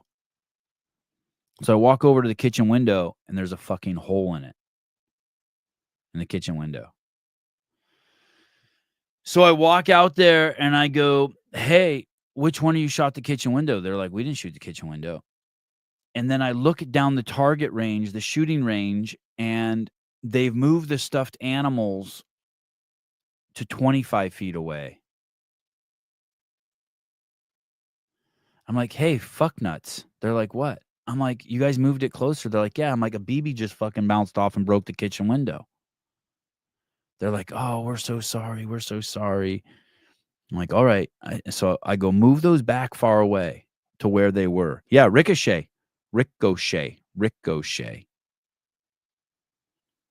So now they move the stuffed animals back to where they are. I go back inside. I'm sitting on the couch just hanging out with my wife, with Haley, and 3 minutes later, Avi comes in and goes, we broke another window. I'm like, what? I don't even go out there. My wife gets up and goes out there. What?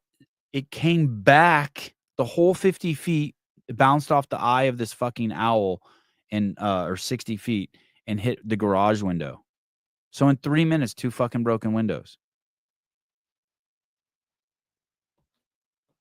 Fucking A. My wife's like, I can't believe how calm you stayed.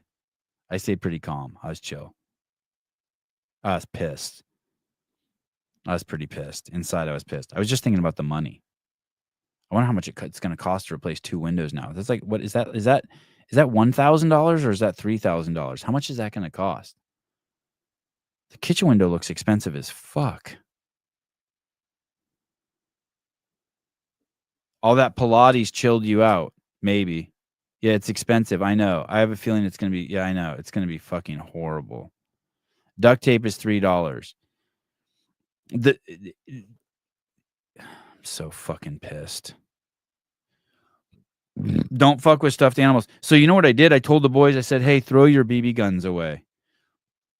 And they're such good boys. They take their BB guns, their rifles, and they just put them in the dumps, in the waste bin. I took them out.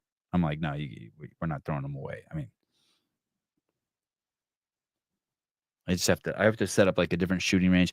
I have to make it so, and Greg told me this too. He's like, hey dude, don't let him shoot anything metal or where the fucking BBs ricochet off. And I was like, who cares? You know, who cares if it what's a ricochet or two? 2 broken windows. Yeah, it's a pain. It's like the kitchen window looks like it's the kitchen window is like so fancy, and it's like on like these weird brackets. It looks like it's going to be crazy expensive. I know. It was my idea. I know. Shit, it's just shitty. It's just shitty. I wish they knew how much it cost. I did. What was pissing me off is like how unfazed they were by it. They were completely unfazed by the fact that they broke the window. I mean, they felt, I shouldn't say unfazed. They felt bad, but it wasn't enough for me. I wanted to see them like drop to a knee. Oh my God, $2,500. That will kill me if that.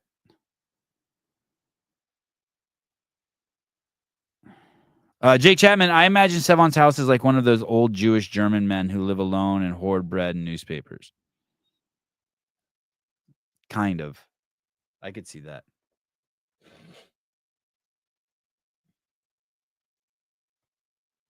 I could totally see that. But it's not. It's oh shit. Wow, that's dope. Do you know what it is? It's I hoard electronic gear. You wouldn't believe you would not believe the shit I have at my house. I hoard electronic gear. I have so much nice stuff. I have too much nice stuff. Like holy balls. Like I got like my own endless supply of holy balls. By the way, they have new containers now. They're in these really nice bags. I just have stuff, like cool stuff, like hard drives and extra iPhones and cameras and like endless microphones and tripods and monitor. It's just yeah, I'm not kind of like a dildo hoarder, but not dildos.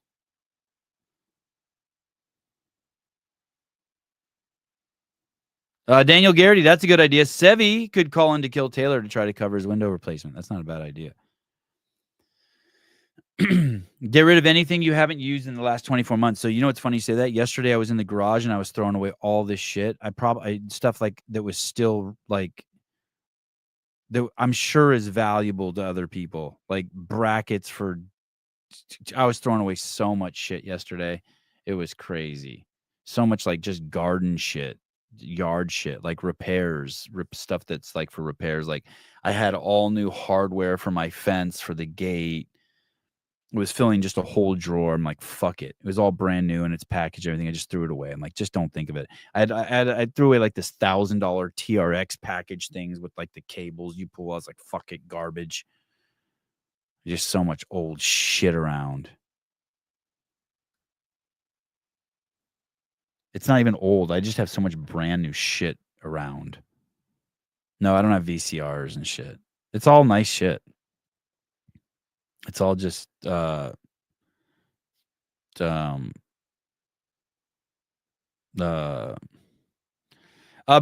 $2,500 windows. I bet you now regret messing up that lucrative Rogue sponsorship I tried to arrange for you. I know. Thank you. Thank you for trying though. Listen, I can't tell you. I could like of all.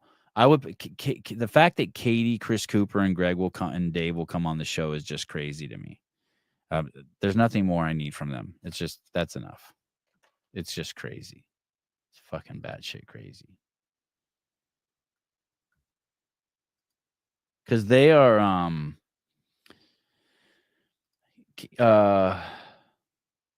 don't want to say they're squeaky clean, but they this show can swerve off the path a little bit. Dude, Jenny's shows are killing. I love this thumbnail. Ariel Lowen wins Kill Taylor. Thanks for ruining the surprise. Her shows are killing. Those update shows?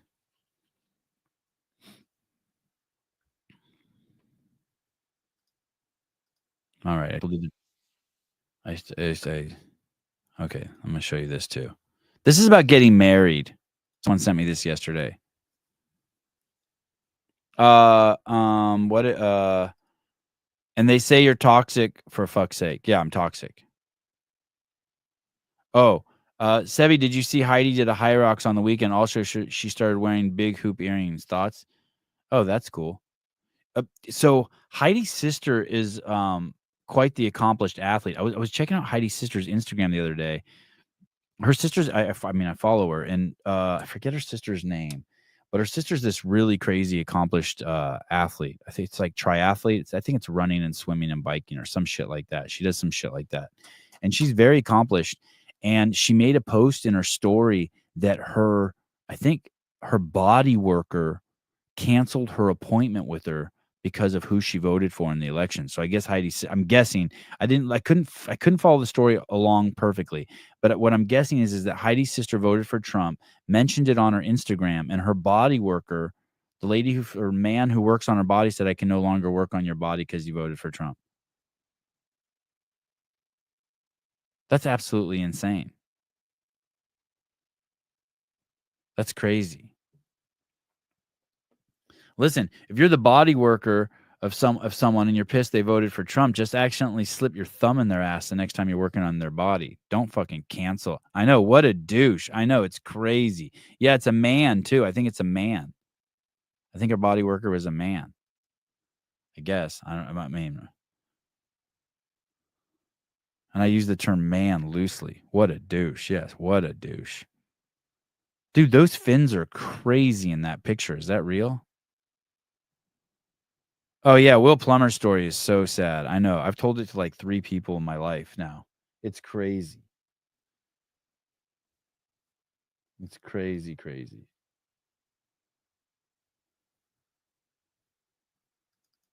Oh, no.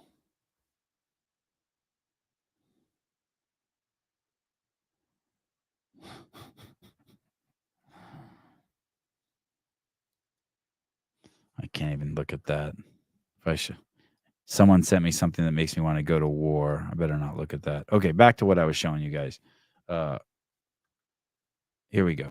Let's discuss this. Let's discuss this video right here. I'm very good, Brett. How are you? Oh, I'm I'm on Fox News. You are. Wait, I'm very good, Brett. no, not that. What the fuck is going on? Where's my link?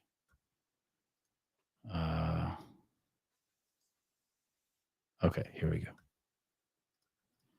This is some shit. I guess the chick saw this on Reddit, which you in context is home of the pedophile. Post that was posted by Reddit stories, but it's r/off my chest. I proposed to my girlfriend of 10 years yesterday, and she said no because I took too long. And then read this. I was so excited, I proposed. I handed her the ring, and she looked like she was going to cry. Then she said, sorry, I don't think we should get married. And I asked her why, and she said something along the lines of, quote, I'll always be the girl that you took a decade to decide if I was wifey material. I don't know how to be happy with that reality. And I was ready to just like shield my eyes and cringe at the comment section. But everybody there understood. Because obviously after 10 years, she would have been giving him hints. She would have been asking, when is this going to happen? Do you even want to get married? Is there something wrong with me? And she was probably hanging on, desperate to try to make it work because she had sacrificed so much time and years of her life as a young woman. And then to actually see this man kneel down in front of her and be hit with this reality and be like, oh my gosh, this is what I waited for 10 years.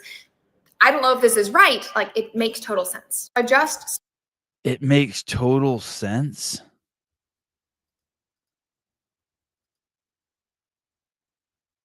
What the fuck is wrong with people?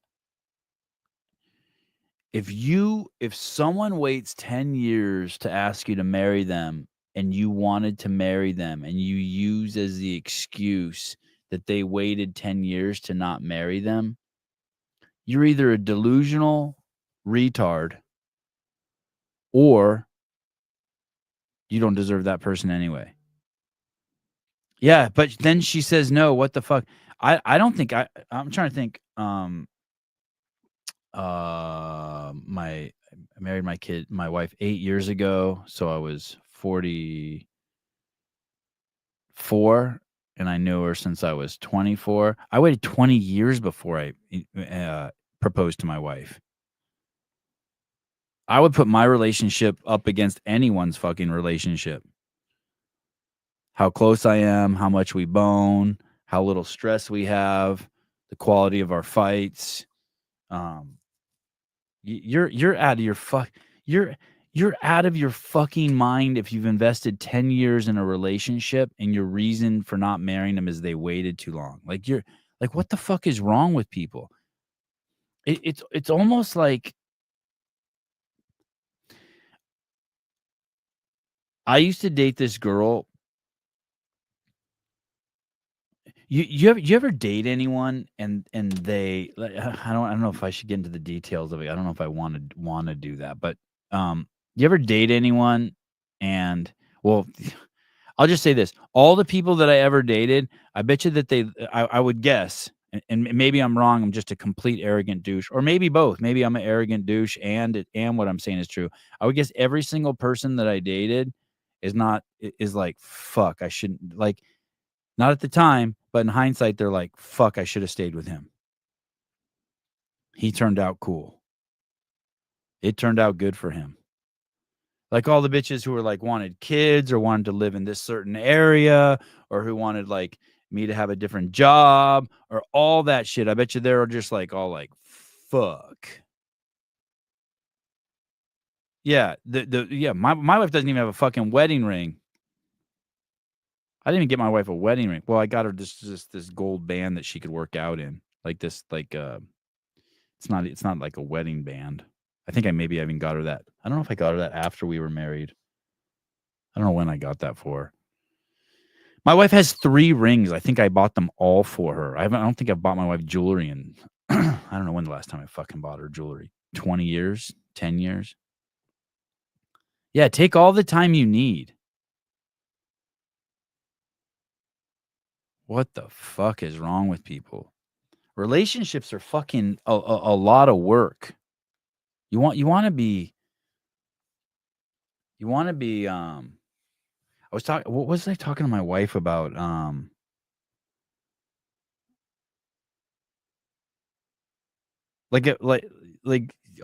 honestly this is the paradox or the double-edged sword of it. You want to be with someone that if they cheat on you, they tell you. Kinda. I guess there's nuances. You definitely want to be with someone that if you cheat on them and you tell them, they forgive you. Unless, of course, like you're beating them. Anyway, I guess it's a little too complex to put that simply, but I'm just trying to think of the worst circumstance. You know that term, the ick term? People will say that person gives me the ick. Like you don't want to be with someone where there's something that they do that fucking bugs you. Like pathologically, you know what I mean? Like if it bugged my wife that I went sniffled, she'd be fucked because I sniffle all the time.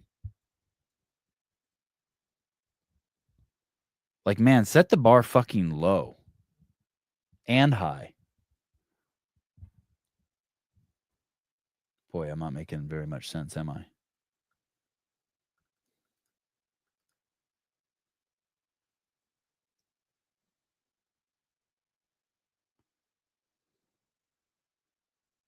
Oh, someone said you were too scared to ask Caity to turn her phone.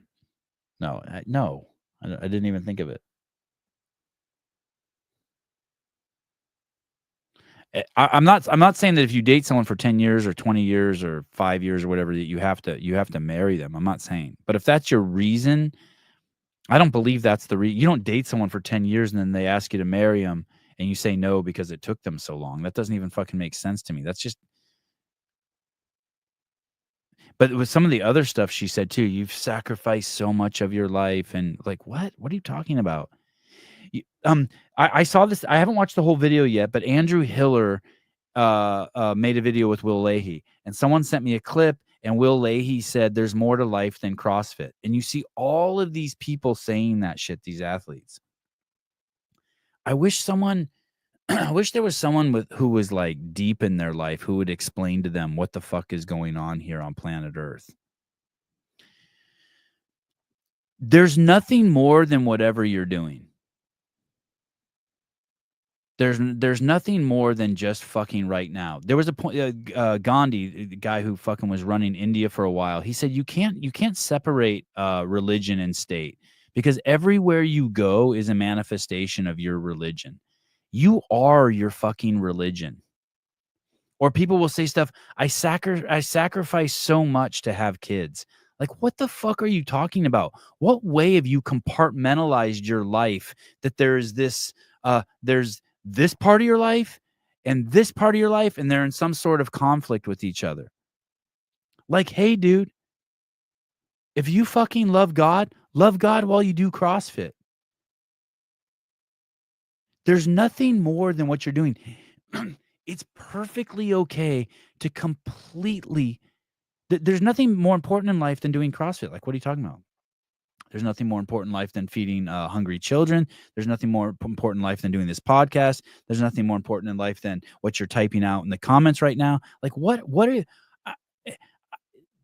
these people are deflecting from like this opportunity for this totality to be you in every single fucking moment.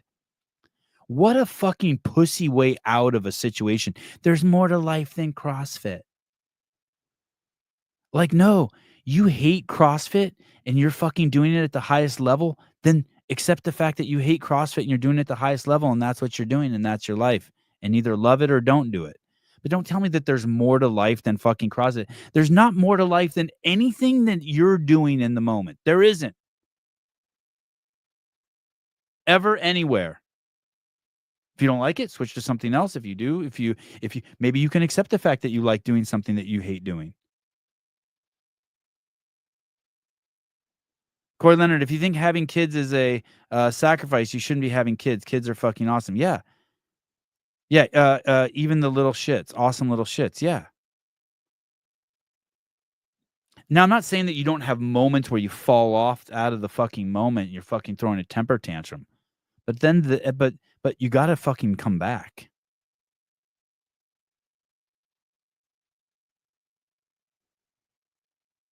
If you don't want to do CrossFit, don't do CrossFit. But I'm telling you, if you have this mindset where you think that there's more to life than CrossFit, then everything you do, there's going to be more to life than blah, blah, blah. There's more to life than just raising kids. There's more to life than just dating. There's more to life than just making money. There's more to life than like, hey, dude, what every minute that you're trying to be a billionaire, also make that a godly, saintly, present, angelic moment. There's no activity that's more godly than other activities. It's you. It's you. It's just you. It's always just going to be just you.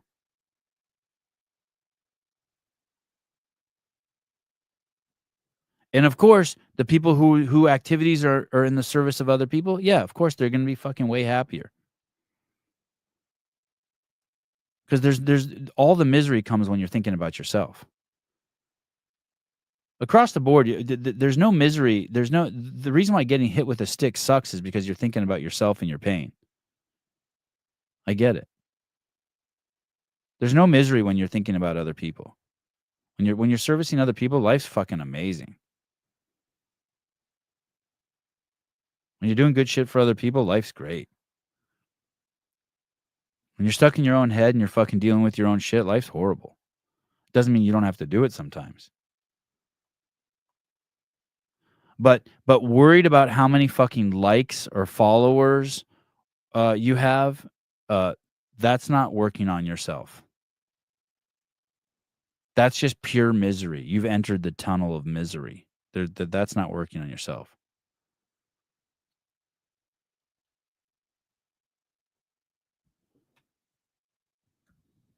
I don't feel like any of that landed, but I saw this and I'm just like, man,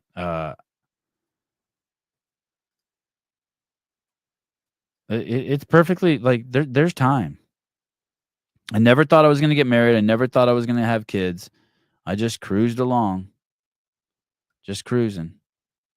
And then Greg's chick was breastfeeding around my wife and she was 39. And so she's like, I want one of those. I was like, all right. So we had a kid. Life was good. But we had 20 years of relationship under our belt. Fuck, it was great. I'm so glad we did. We probably didn't fight for like any like really good fights for like 2 or 3 years until we had kids. I mean, then we started fighting again. It was kind of cool. Had some texture to the relationship.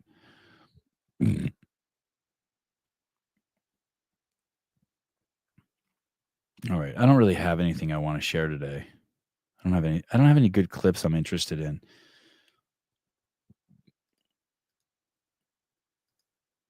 Oh, there's this. I don't know if I played this for you. I think Joel Salatin's coming back on. And I think he's on maybe he's on Trump's transition team. I don't know if he can talk about it, but this is from the hormone specialist. Organic farmer Joel Salatin will soon be an influential advisor to the U.S. Department of Agriculture. Cool.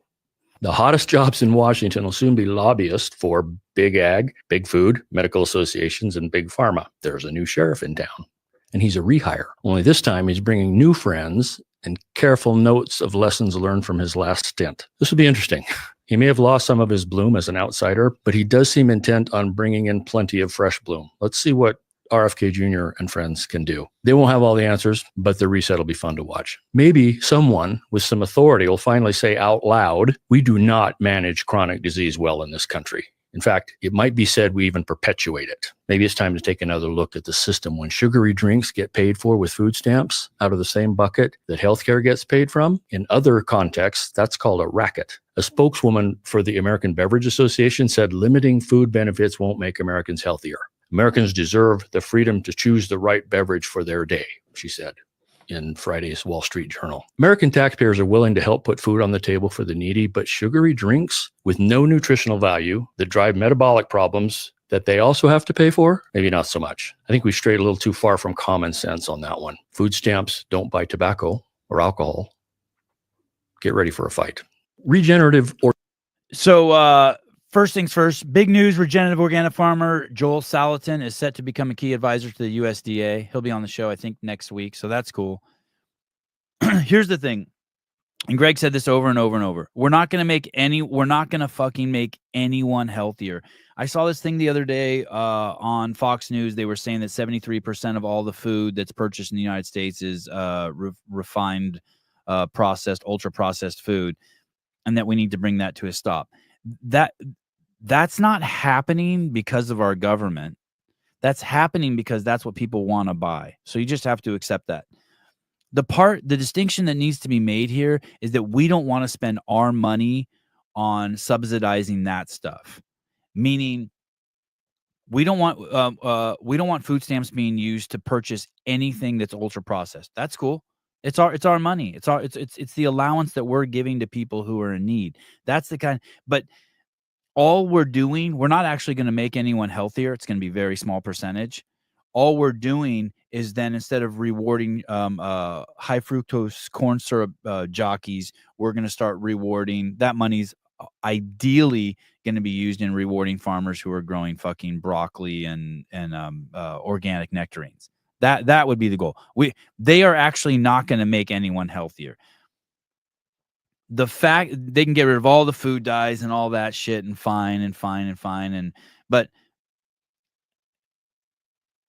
the matter of fact that they have no one, and from what I know, no one has contacted Greg Glassman and what he did with CrossFit and had these 15,000 centers on 7 continents and 162 countries where people could actually be practitioners of health. The fact that no one's contacted him to talk to him about that, it means they have fucking no idea what they're fucking doing. He has 20 years of experience just right there, and then he knows what's possible and what's not possible. But as long as people keep buying ultra processed foods, it's going to be 73% of the of the food that's sold in this country. Like, there's nothing you can do about that. All we can do is be like, hey, we're not going to give money to people to buy Coca-Cola. We're going to stop subsidizing sugar farmers. There's things like that. But we are not going to, just think of, and I know I'm preaching to the choir, but just think of the reason why we all work out. We do it strictly for ourselves, right? Or we do it to stay in shape for our kids, or we do it in shape to try to get pussy, or we do it because our mom or dad died of cancer and we don't want to die of cancer. But we have our own internal motivation. If you don't have that internal motivation to work out every single day or twice a day or 5 times a day or whatever the fuck you're doing, then there's nothing these people can do.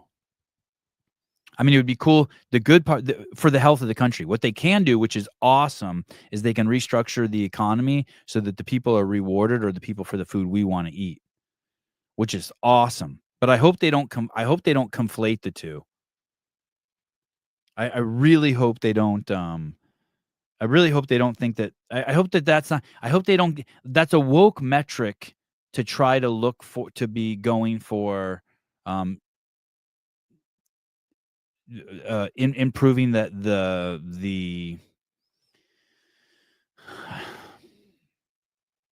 there's an outcome that what am I trying to say here? The method in which they're trying to get their outcome is not correct. Is not correct. It's not correct.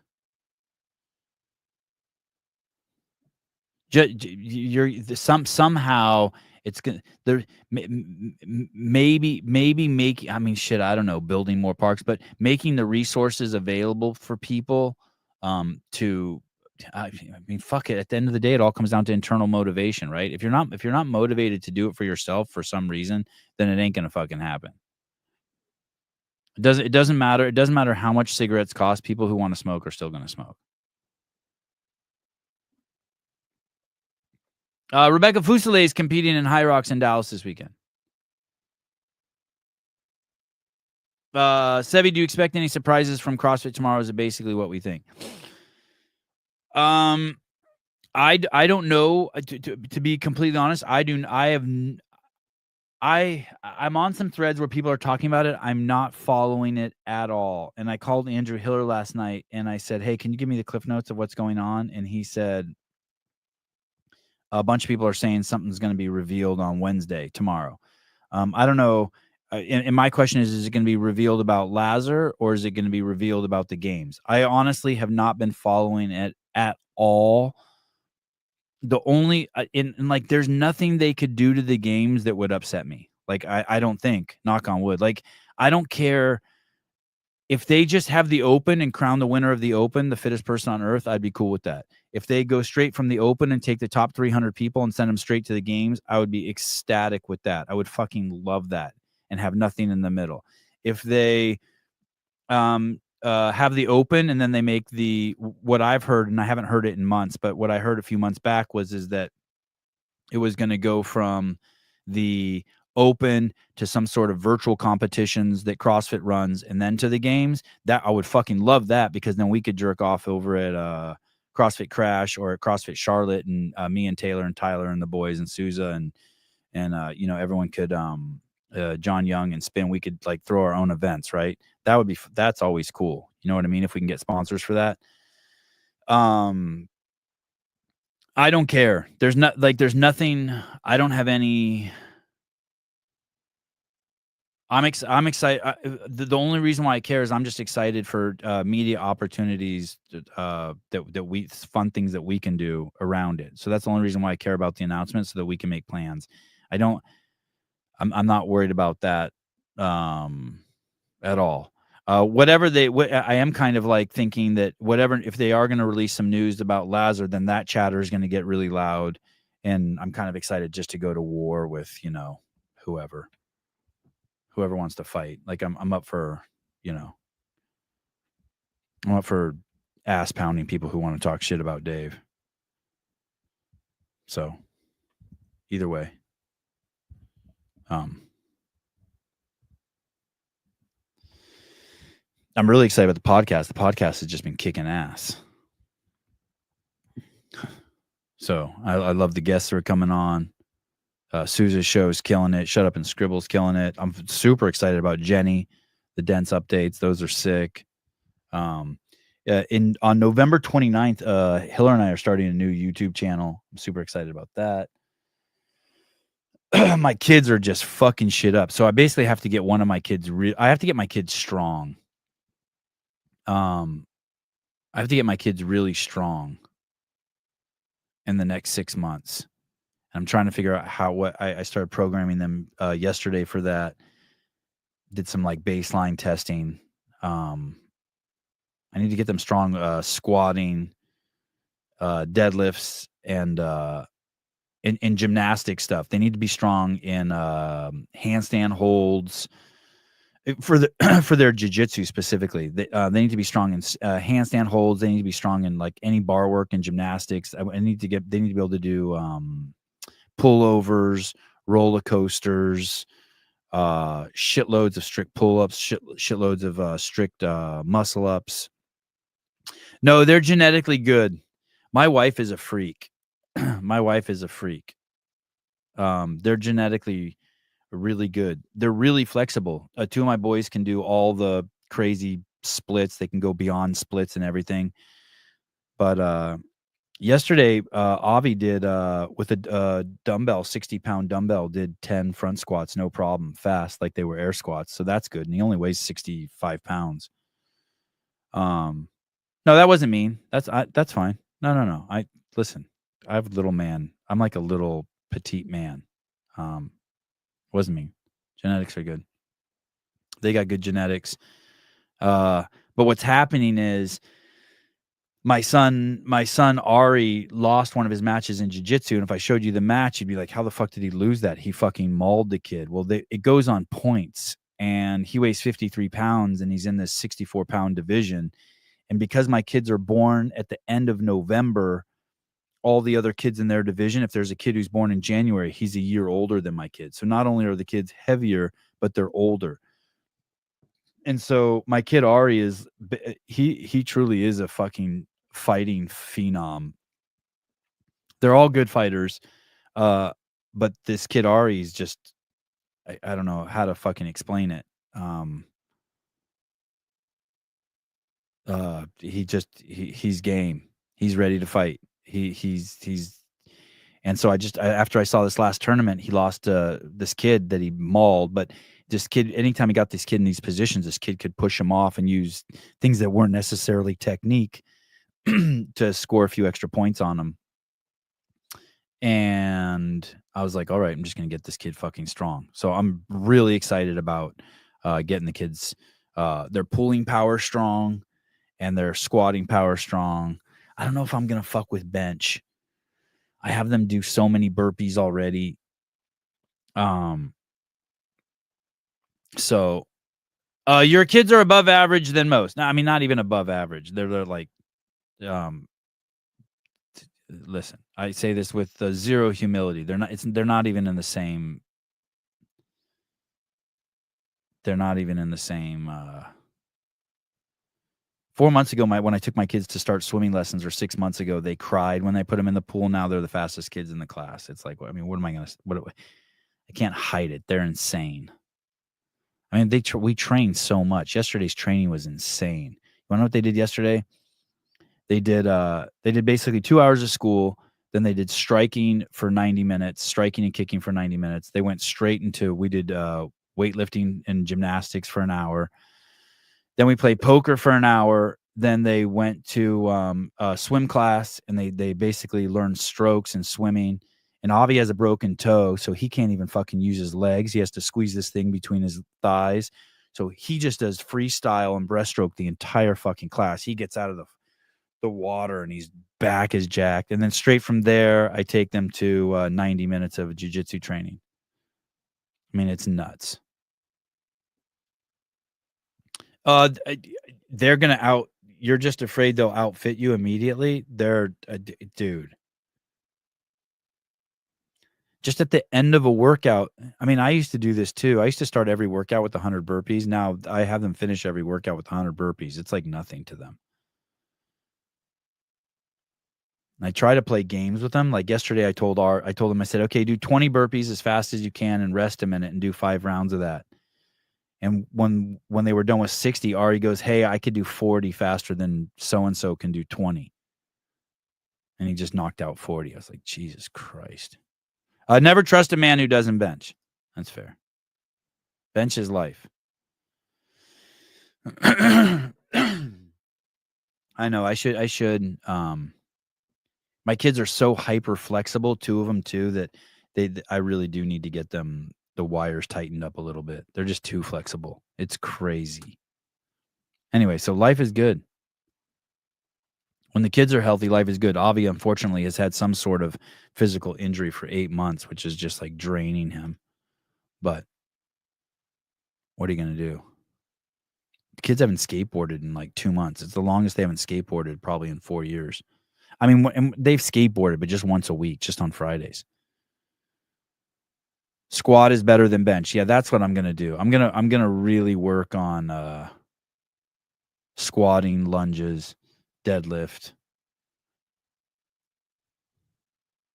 and then just create. I mean, I have crazy pulling power, so I'm just gonna take advantage of those genetics. Just have them pull like fucking crazy, and that's crazy valuable in jiu-jitsu. They all have like Popeye forearms already, like their dad. So, all right, that's my family life. Today is Tuesday. Have to take the trash out. They have 2.5 hours of tennis today. Oh, that's a nice thumbnail for Caity Henniger.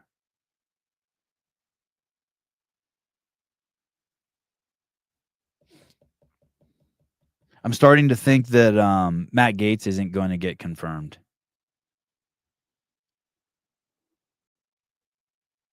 You guys have any thoughts on that? Have the kids watch Tom Platt squatting. I don't want them to see. You know what I don't want them to see? I don't want them to see any juiced up dudes. Is Tom Platt's juiced up?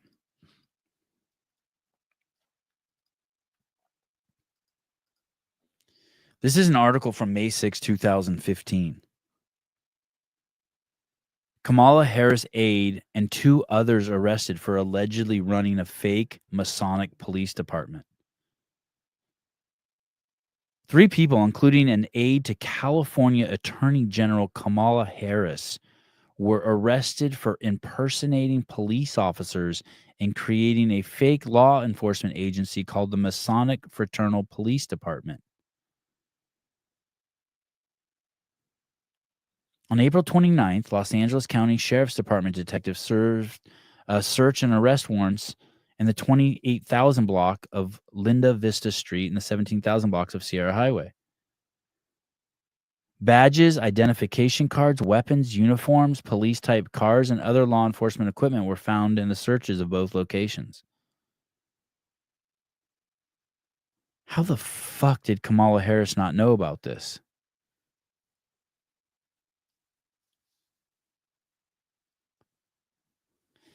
This story is resurfacing because there's some weird shit going on at the border with P. Diddy and some of the people that work for him, and then their relationship with Kamala Harris. The allegations against Gates sound serious, but after seeing what people did to Donald J. Trump, I need to see and hear real evidence. Yeah, I get it.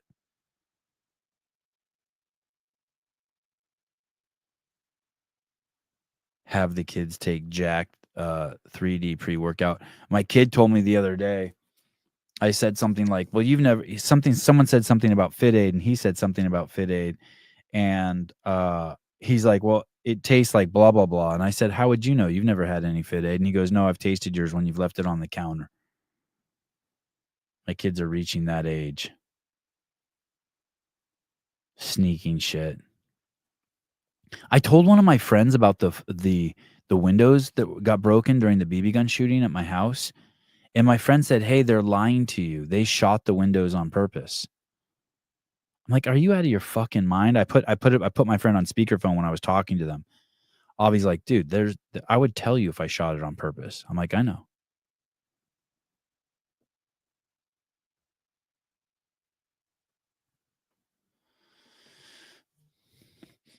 I don't know if they know if Uncle Hiller uses exogenous hormones. I don't know if they know that.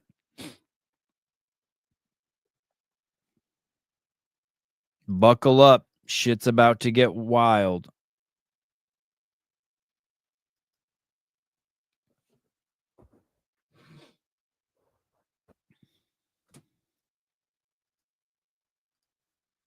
Fake police. Hey, that's cool. Joel Salatin's coming on, right? And I think Jay Bhattacharya has been named. I think Jay Bhattacharya has been named head of the NIH. Oh, look at this. Cheap viewers on streambo.com. Oh my God, I'm so excited. Cunt. Okay, check this out. Canada. God, Canada is a mess. Canadian military mocked for inability to march in sync. Look at this. You won't even believe this. This is crazy. Look at these buffoons. Canada's military is holding up after years of worshiping the far left progressive agenda. Here's a clip. Now, don't be alarmed at what you're seeing. They may not be able to walk in formation, but any testicle-bearing person can get a tampon in the men's bathroom. Trigger words are strictly prohibited, and all of their barracks are safe spaces and gender neutral. If Kamala Harris would have been elected, the United States military may have had a chance at achieving this same level of social justice readiness by 2028. Hey, if you wear a turban and you're in the military, they still let you rock it. You don't got to take it off.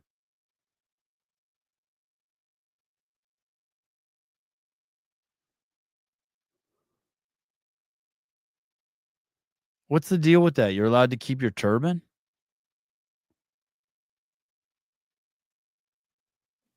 China will take Canada first. Dude, they already dude, you guys, did anyone here besides me, did anyone watch that that WEF documentary? I'll post it again. This guy's this is the Instagram account. If you want to just be completely red-pilled into oblivion and have your fucking brain broken, watch this account. It's like the 1,000,000-foot view. It's like they're not hiding anything. It's like they got Canada, they got the UK, they got Australia already. China's got them with this guy, this Klaus Schwab guy. And all we can hope is that all we can fucking hope right now is that they don't got Trump and that we're not being duped. There's people in my DMs who are like, "Hey, you're a fucking idiot. They control Trump too." Please, ladies and gentlemen, welcome Donald J. Trump, the 45th President of the United States. We are also boldly embracing American energy independence. The United States is now by far the #1 producer of oil and natural gas anywhere in the world, by far. It's not even close. While many European countries struggle with crippling energy costs, the American energy revolution is saving American families $2,500 every year in lowering electric bills and numbers that people said couldn't happen. And also, very importantly, prices at the pump. We've been so successful that the United States no longer needs to import energy from hostile nations. With an abundance of American natural gas now available, our European allies no longer have to be vulnerable to unfriendly energy suppliers either. We urge our friends in Europe to use America's vast supply and achieve true energy security. With U.S. companies and researchers leading the way, we are on the threshold of virtually unlimited reserves of energy, including from traditional fuels, LNG, clean coal, next generation nuclear power, and gas hydrate technologies. To embrace the possibilities of tomorrow, we must reject the perennial prophets of doom and their predictions of the apocalypse. They are the heirs of yesterday's foolish fortune tellers, and I have them, and you have them, and we all have them. And they want to see us do badly, but we don't let that happen. They predicted an overpopulation crisis in the 1960s, mass starvation in the 70s, and an end of oil in the 1990s. These alarmists always demand the same thing: absolute power to dominate, transform, and control every aspect of our lives. We will never let radical socialists destroy our economy, wreck our country, or eradicate our liberty. America will always be the proud, strong, and unyielding bastion of freedom. We discuss here very intensively the question of inclusiveness, but all your politics certainly are aiming to create better inclusiveness for the American people. What a fucking tool Klaus Schwab is. So fucking Trump went in there and just ass pounded him. Everything he said right there is opposite of the World Economic Forum agenda. During his first presidency in 2020, Donald Trump gave a speech at the World Economic Forum 2020 annual conference and mocked Klaus Schwab's propaganda for shifting us to stakeholder capitalism. That's all the stuff that they're pushing from the World Economic Forum, not because it's real, but because it's all things that they've pushed and been behind to try to control us. The overpopulation, now the underpopulation, the oil, the climate change, all that shit. And man, these dudes are scary as fuck. If you should check out this Instagram account. He's made a really sober documentary. It doesn't have any of the scary music or any of that shit. It's just like going through the facts and the history of Klaus Schwab and the message he's been trying to push. And they're trying to avoid calling it Marxism or totalitarianism or fascism. They've changed the name to it. What do they have it? They have it called, they call it stakeholder capitalism now. And it's basically, and Klaus Schwab lays it out, they want like 4 people to run the entire planet. And that's stakeholder capitalism. It's like out of a fucking Star Wars movie.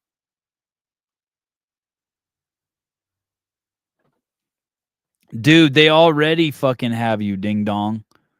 They already have you. They already have you. They got you. They already got you in your country.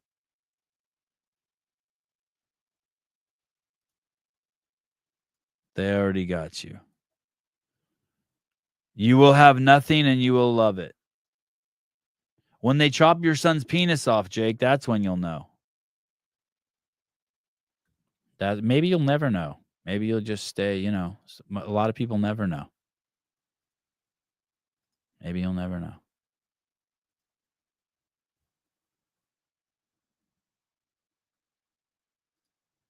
Just be chill. Just living in the bliss of the Matrix.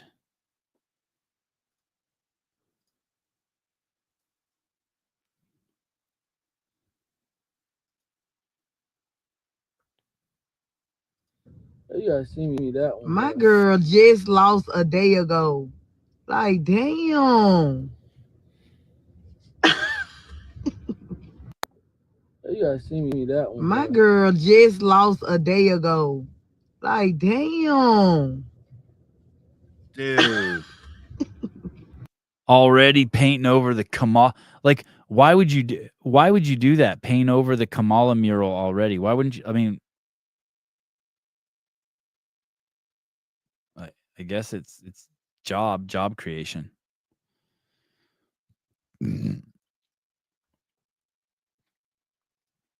Was that English? Yeah. My girl Kamala lost just a day ago. Dang. How old yo dog, foe? Yeah.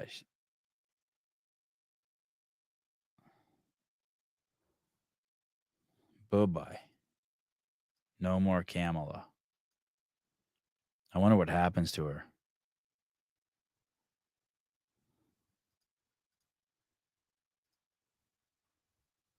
You guys seen this? This is crazy.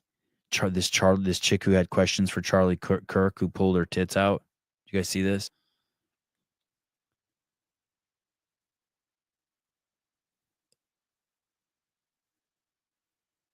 I can't even believe this is real. Okay, this is at a college campus, and Charlie Kirk is being asked questions by the students and debated. This girl has those big old black rattlesnake looking crazy eyes anyway, but this is crazy. Here we go. Girl was losing an argument, so she tried to flash Charlie Kirk. Check it out. He intentionally tried to provoke substance out of you, and you said, well, I'm worried about some laws Congress should pass. I've asked, what laws are you talking about? And when she didn't know what to say next, she did this. Can you be specific? I'm sorry, I'm very nervous. This girl was losing. Did she do that on purpose? Is that on accident? Is that on... losing an argument, so she tried to flash Charlie Kirk. Check it out. Like, maybe she was just trying to scratch her tit with the pinch. Like, she didn't do that on purpose, did she? He intentionally tried to provoke substance out of you, and you said, well, I'm worried about some laws Congress should pass. I've asked, what laws are you talking about? And when she didn't know what to say next, she did... Did she really pull her tit out? What's this black thing under here? this. Can you be specific? I'm sorry, I'm very nervous. This girl was losing an argument, so she tried to flash Charlie Kirk. Check it out. He intentionally tried to provoke substance out of you, and you said, well, I'm worried about some laws Congress should pass. I've asked, what laws are you talking about? And when she didn't know what to say next, she did this. Oh, I was watching her eyes do some... The old pinch and pull.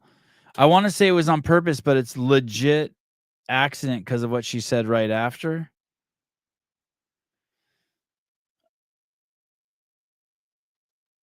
I do that with my hog while talking to intelligent women. Just reveal the shaft. Oh man. Tell me Avi didn't see that. I don't think he saw this. No.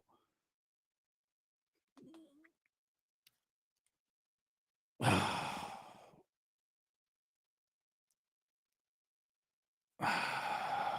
man.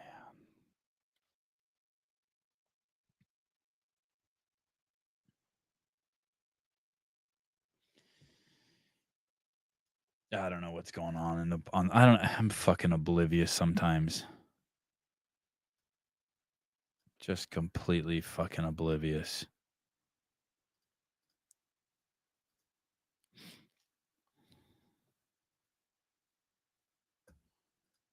It's probably time for a new P. Diddy show. What's going on with Diddy? Former dancer Adria English has spilled some serious tea about the notorious rapper, and the details are beyond disturbing. English was a go-go dancer for Diddy and was stationed at certain checkpoints at his freak-off parties. She claimed she was used by Diddy to help set people up for blackmail. Here are her most disturbing claims from a recent interview, which get worse as the list goes on. And to be very clear, these are all just allegations that haven't yet been confirmed. Diddy refused to let a young dancer use the bathroom during one of his parties, so she just went number 2 on stage. Guest Denzel Washington watched this happen and stormed out of the party in pure disgust. Diddy once had a threesome with rapper Nelly and an unnamed underage girl. In the leaked photos of Diddy eating fruit off of a woman, she was actually 14 years old. Hey, so I had this buddy. This clip right here. I had this buddy. This is like 20 years ago. And he worked for a guy. This reminded me of this story. This story kind of I don't know if it fits here or not, but he worked for this guy who was part of the family that printed cash for the country of Germany.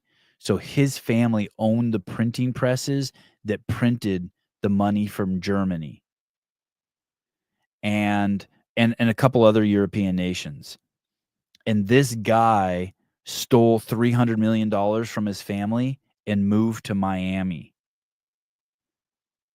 And my buddy was in charge of the cameras in this guy's fucking house. And he said that at every party there was a naked, and there were parties all the time there. Every party this guy had at his house in Miami, there was a naked girl always laying on the table, and she was covered in chocolate and then surrounded by fruit. And that's what you would do. You would take your fruit and rub it on the chocolate and then eat it. And that was like a staple at all his parties. And he had he had a crazy sex room, and he had cameras everywhere to film people who were having sex or whatever was going on in the house. I forgot all about it until I saw this clip. I should look the guy's name up and see what happened to him. Not my friend, the German guy. But basically he stole $300 million from his family and moved to Miami and turned it into a giant sexual fetish. An underage girl Diddy sexually abused had 2 of his children, and he helped deliver the babies at his own residence. At one party, Diddy made J-Lo stick a bottle in the private area of an 11-year-old girl. Diddy's 2 sons, Justin and Christian Combs, ran a train on Justin Bieber while he was tied down and sobbing. Holy shit. This guy just said that Diddy had his boys run a train on fucking Bieber.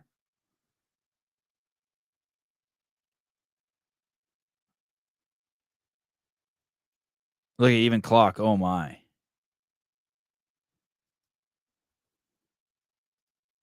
A young girl who witnessed this happening is part of the lawsuit against Diddy. The rapper apparently slapped her when she tried to loosen the straps on Bieber. And lastly, English herself says she was on one of the Diddy tapes as an underage girl being sexually abused by a former president. English has hinted that she'll be one of the witnesses to testify against Diddy in his upcoming trial.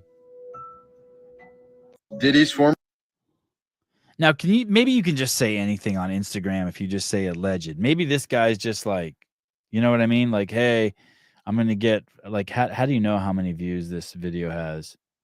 10,000, 9,000, 11,000. Where's his Diddy one? Oh, 45,000.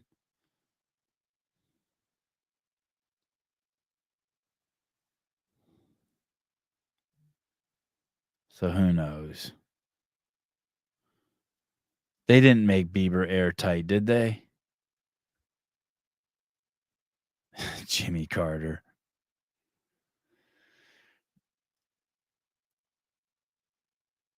God, I need a space heater. It's freezing in here.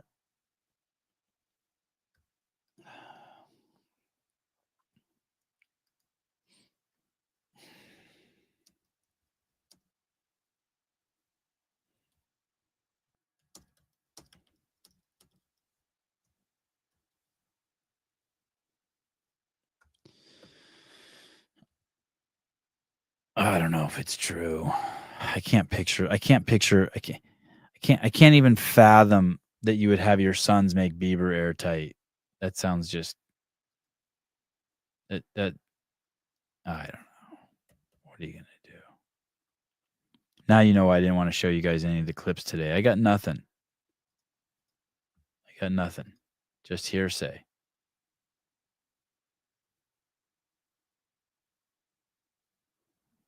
Just hearsay. Is Trump going to go after anybody? Like the laptop people, are they going to get fucked? Someone needs to be gone after for some shit, right? How about the Morning Joe people that went on Trump? Can you believe that? The MSNBC people not went on Trump. Went to Mar-a-Lago to meet with Trump. That's pretty cool. Since we can criticize you, we can criticize all of our government employees. Absolutely. Because That's the guy is the current Attorney General, I think, Merrick Garland. Or no, yeah. you seem to whine quite a bit today about being attacked or people challenging the decisions that you've made. A justice system can survive those who challenge the prosecutors, but it can't survive those who prosecute the challengers. Just kind of the situation we're in with the Biden administration and you at the helm. The answer to your question is Congress is not giving us money for FBI agents to go into the reservations.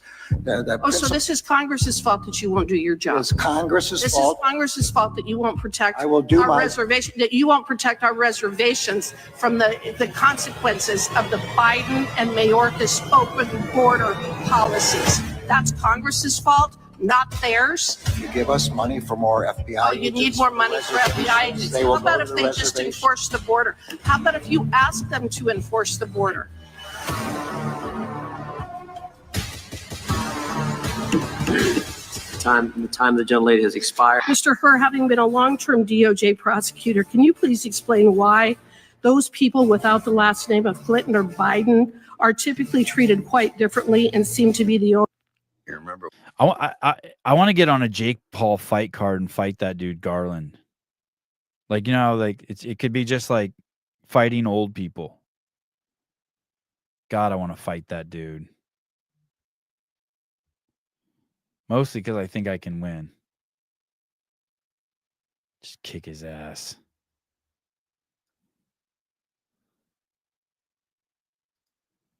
Fucking, I want to fight too.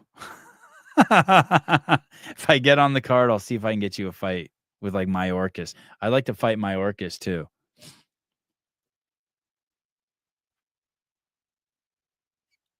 All right, you guys want to leave with just some crazy shit? This guy is fucking wild. I forget this guy's name. This guy's been on the show twice. I should have this guy back on. Last time he fucking kind of overwhelmed me a bit. What's this guy's name? Does anyone remember? This guy's fucking intense. The RU-486 pill. RU-486 abortion pill is literally a Nazi-era relic. Roussel Uclof, the French pharmaceutical company that created the abortion pill, and Bill Clinton brought it to America in the year 2000, Roussel Uclof, RU-486. Their majority shareholder is Hoechst AG. Hoechst AG was the co-founder of a German chemical company known as IG Farben. IG Farben was infamous for creating a cyanide gas known as Zyklon B, the gas used to poison Jews in Nazi death camps. So Hoechst AG simply shifted from creating poison to murder Jews to creating poison to murder babies. It's the same company! Welcome to the culture of death. Welcome to what happens when good men and women who claim the name of Christ and ought to know better are weak, wimpy, woke, and silent. By the way, him and Josh Cedar should date. A Zyklon B. What a scary name for a drug. Let me look that up. Zyklon B. Zyklon B translated into it means cyclone in German. Cyclone B was the trade name of the cyanide-based pesticide invented in Germany in the early 1920s. Hydrogen cyanide. Let me see. The product is notorious for its use by Nazi Germany during the Holocaust to murder approximately 1.1 million people in gas chambers installed in Auschwitz, Birkenau, Majdanek, and extermination camps. It's a poisonous gas that interferes with cellular respiration.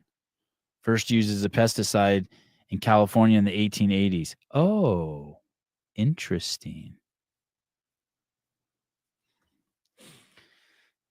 Dude, what are you doing? Oh my God, I hate him so much. I'll get him on tomorrow.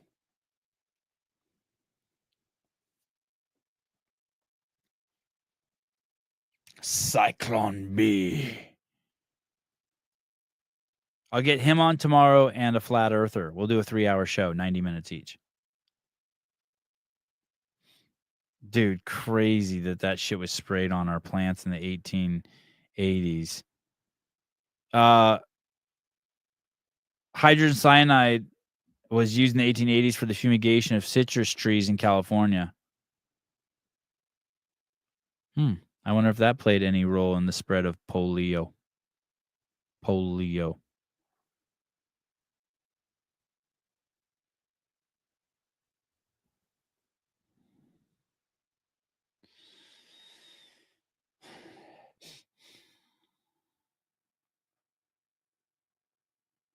1942, the Nazis began using Zyklon B as the preferred killing tool in extermination camps. So it went from your fruit trees to spraying people down. Some 56 tons of the 729 tons sold in Germany in 1942 to 1944 were sold to concentration camps. Are you if you're selling, I wonder how that works.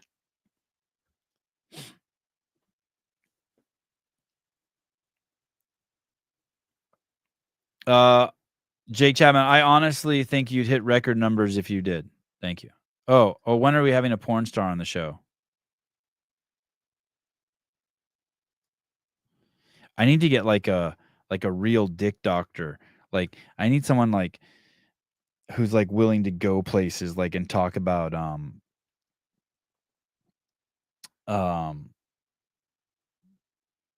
like when I say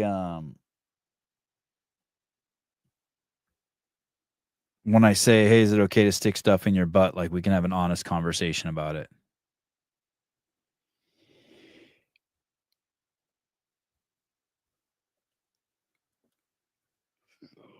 Not a urologist. Like I need a cool doctor. Like all doctors are so like protective over what they say. I want like an opinionated doctor who's like, yeah, you really should never be sticking anything in your butthole. Like when I asked that question yesterday to Lance, it was really, I don't want to say facetious, or rhetorical, but it's like, hey, dude, like nothing should go in your butt. Like everyone knows that. Like it's like the same thing. Like you shouldn't be drinking wine when you're pregnant. It's like there's just shit like if you're asking like, like that you just Would you ever be convinced that anal is okay? I mean, I don't know. It seems like a stretch. I just don't think you should stick things in your butt. Hey, Jake, could you ever be convinced that there should be anything stuck down the hole of your penis? Let me ask you that. We can set up an appointment. I could stick a cotton swab down there. See how that makes you feel. Just honest. Like, hey, I'm gay and I take it in the dumper, but you still shouldn't do it. Or I put it in people's. I mean, there's things I do you shouldn't do.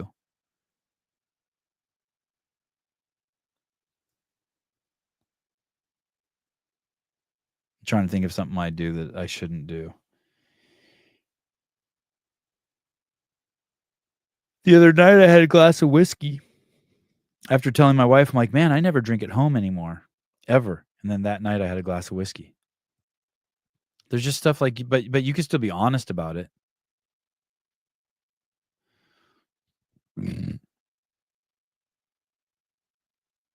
Like it's not rocket science. Don't inject a 6-month-old baby with something that will alter its immune system for the rest of its life. Like, I mean, he's like, don't be stupid. Don't drink alcohol when you're pregnant. I mean, don't drink caffeine when you're pregnant. Like, there's just things like you just know. Don't stick anything in your butthole. You just know these things. There's only men and women. And of course, you're always going to get one retard out in the fucking stratosphere and be like, well, actually, there are some people who are born with both. It's a micro penis and a labia majora. It's like, shut the fuck up. We're not talking about that. Yeah, butthole. Yeah, exactly. Dick Butter. You lost me at butthole. Yeah. It's the butthole.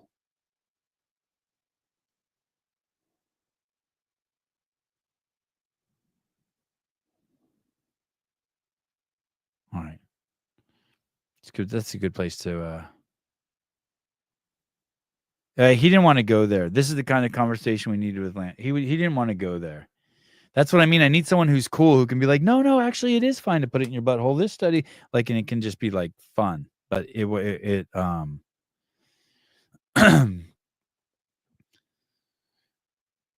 first of all, I don't know, Jake. I don't know if I'm going to get into the anal orgasm. There's no such thing as an anal orgasm. Like, maybe you could convince me that like you can hit the prostate and like make the penis shoot a load, but like I can hit your head in the back of the I can hit you in the back of the head with a sledgehammer and make fucking spit come out of your mouth too. It's not the most efficient method. You know what I mean? It doesn't make it right. You know what I mean? I could probably what if I found a way to electrocute your balls that made you orgasm? It still doesn't make it right. Oh, we had to bypass the traditional stimulation of the penis to make it ejaculate and shove something in your ass. It's like, come on, dude. I'm not saying that there aren't workarounds. Hating anal equals gay. No, dude, drop the word hating. Jesus Christ.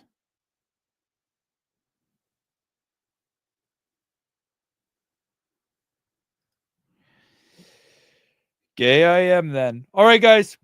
I'll see you later. Bye-bye.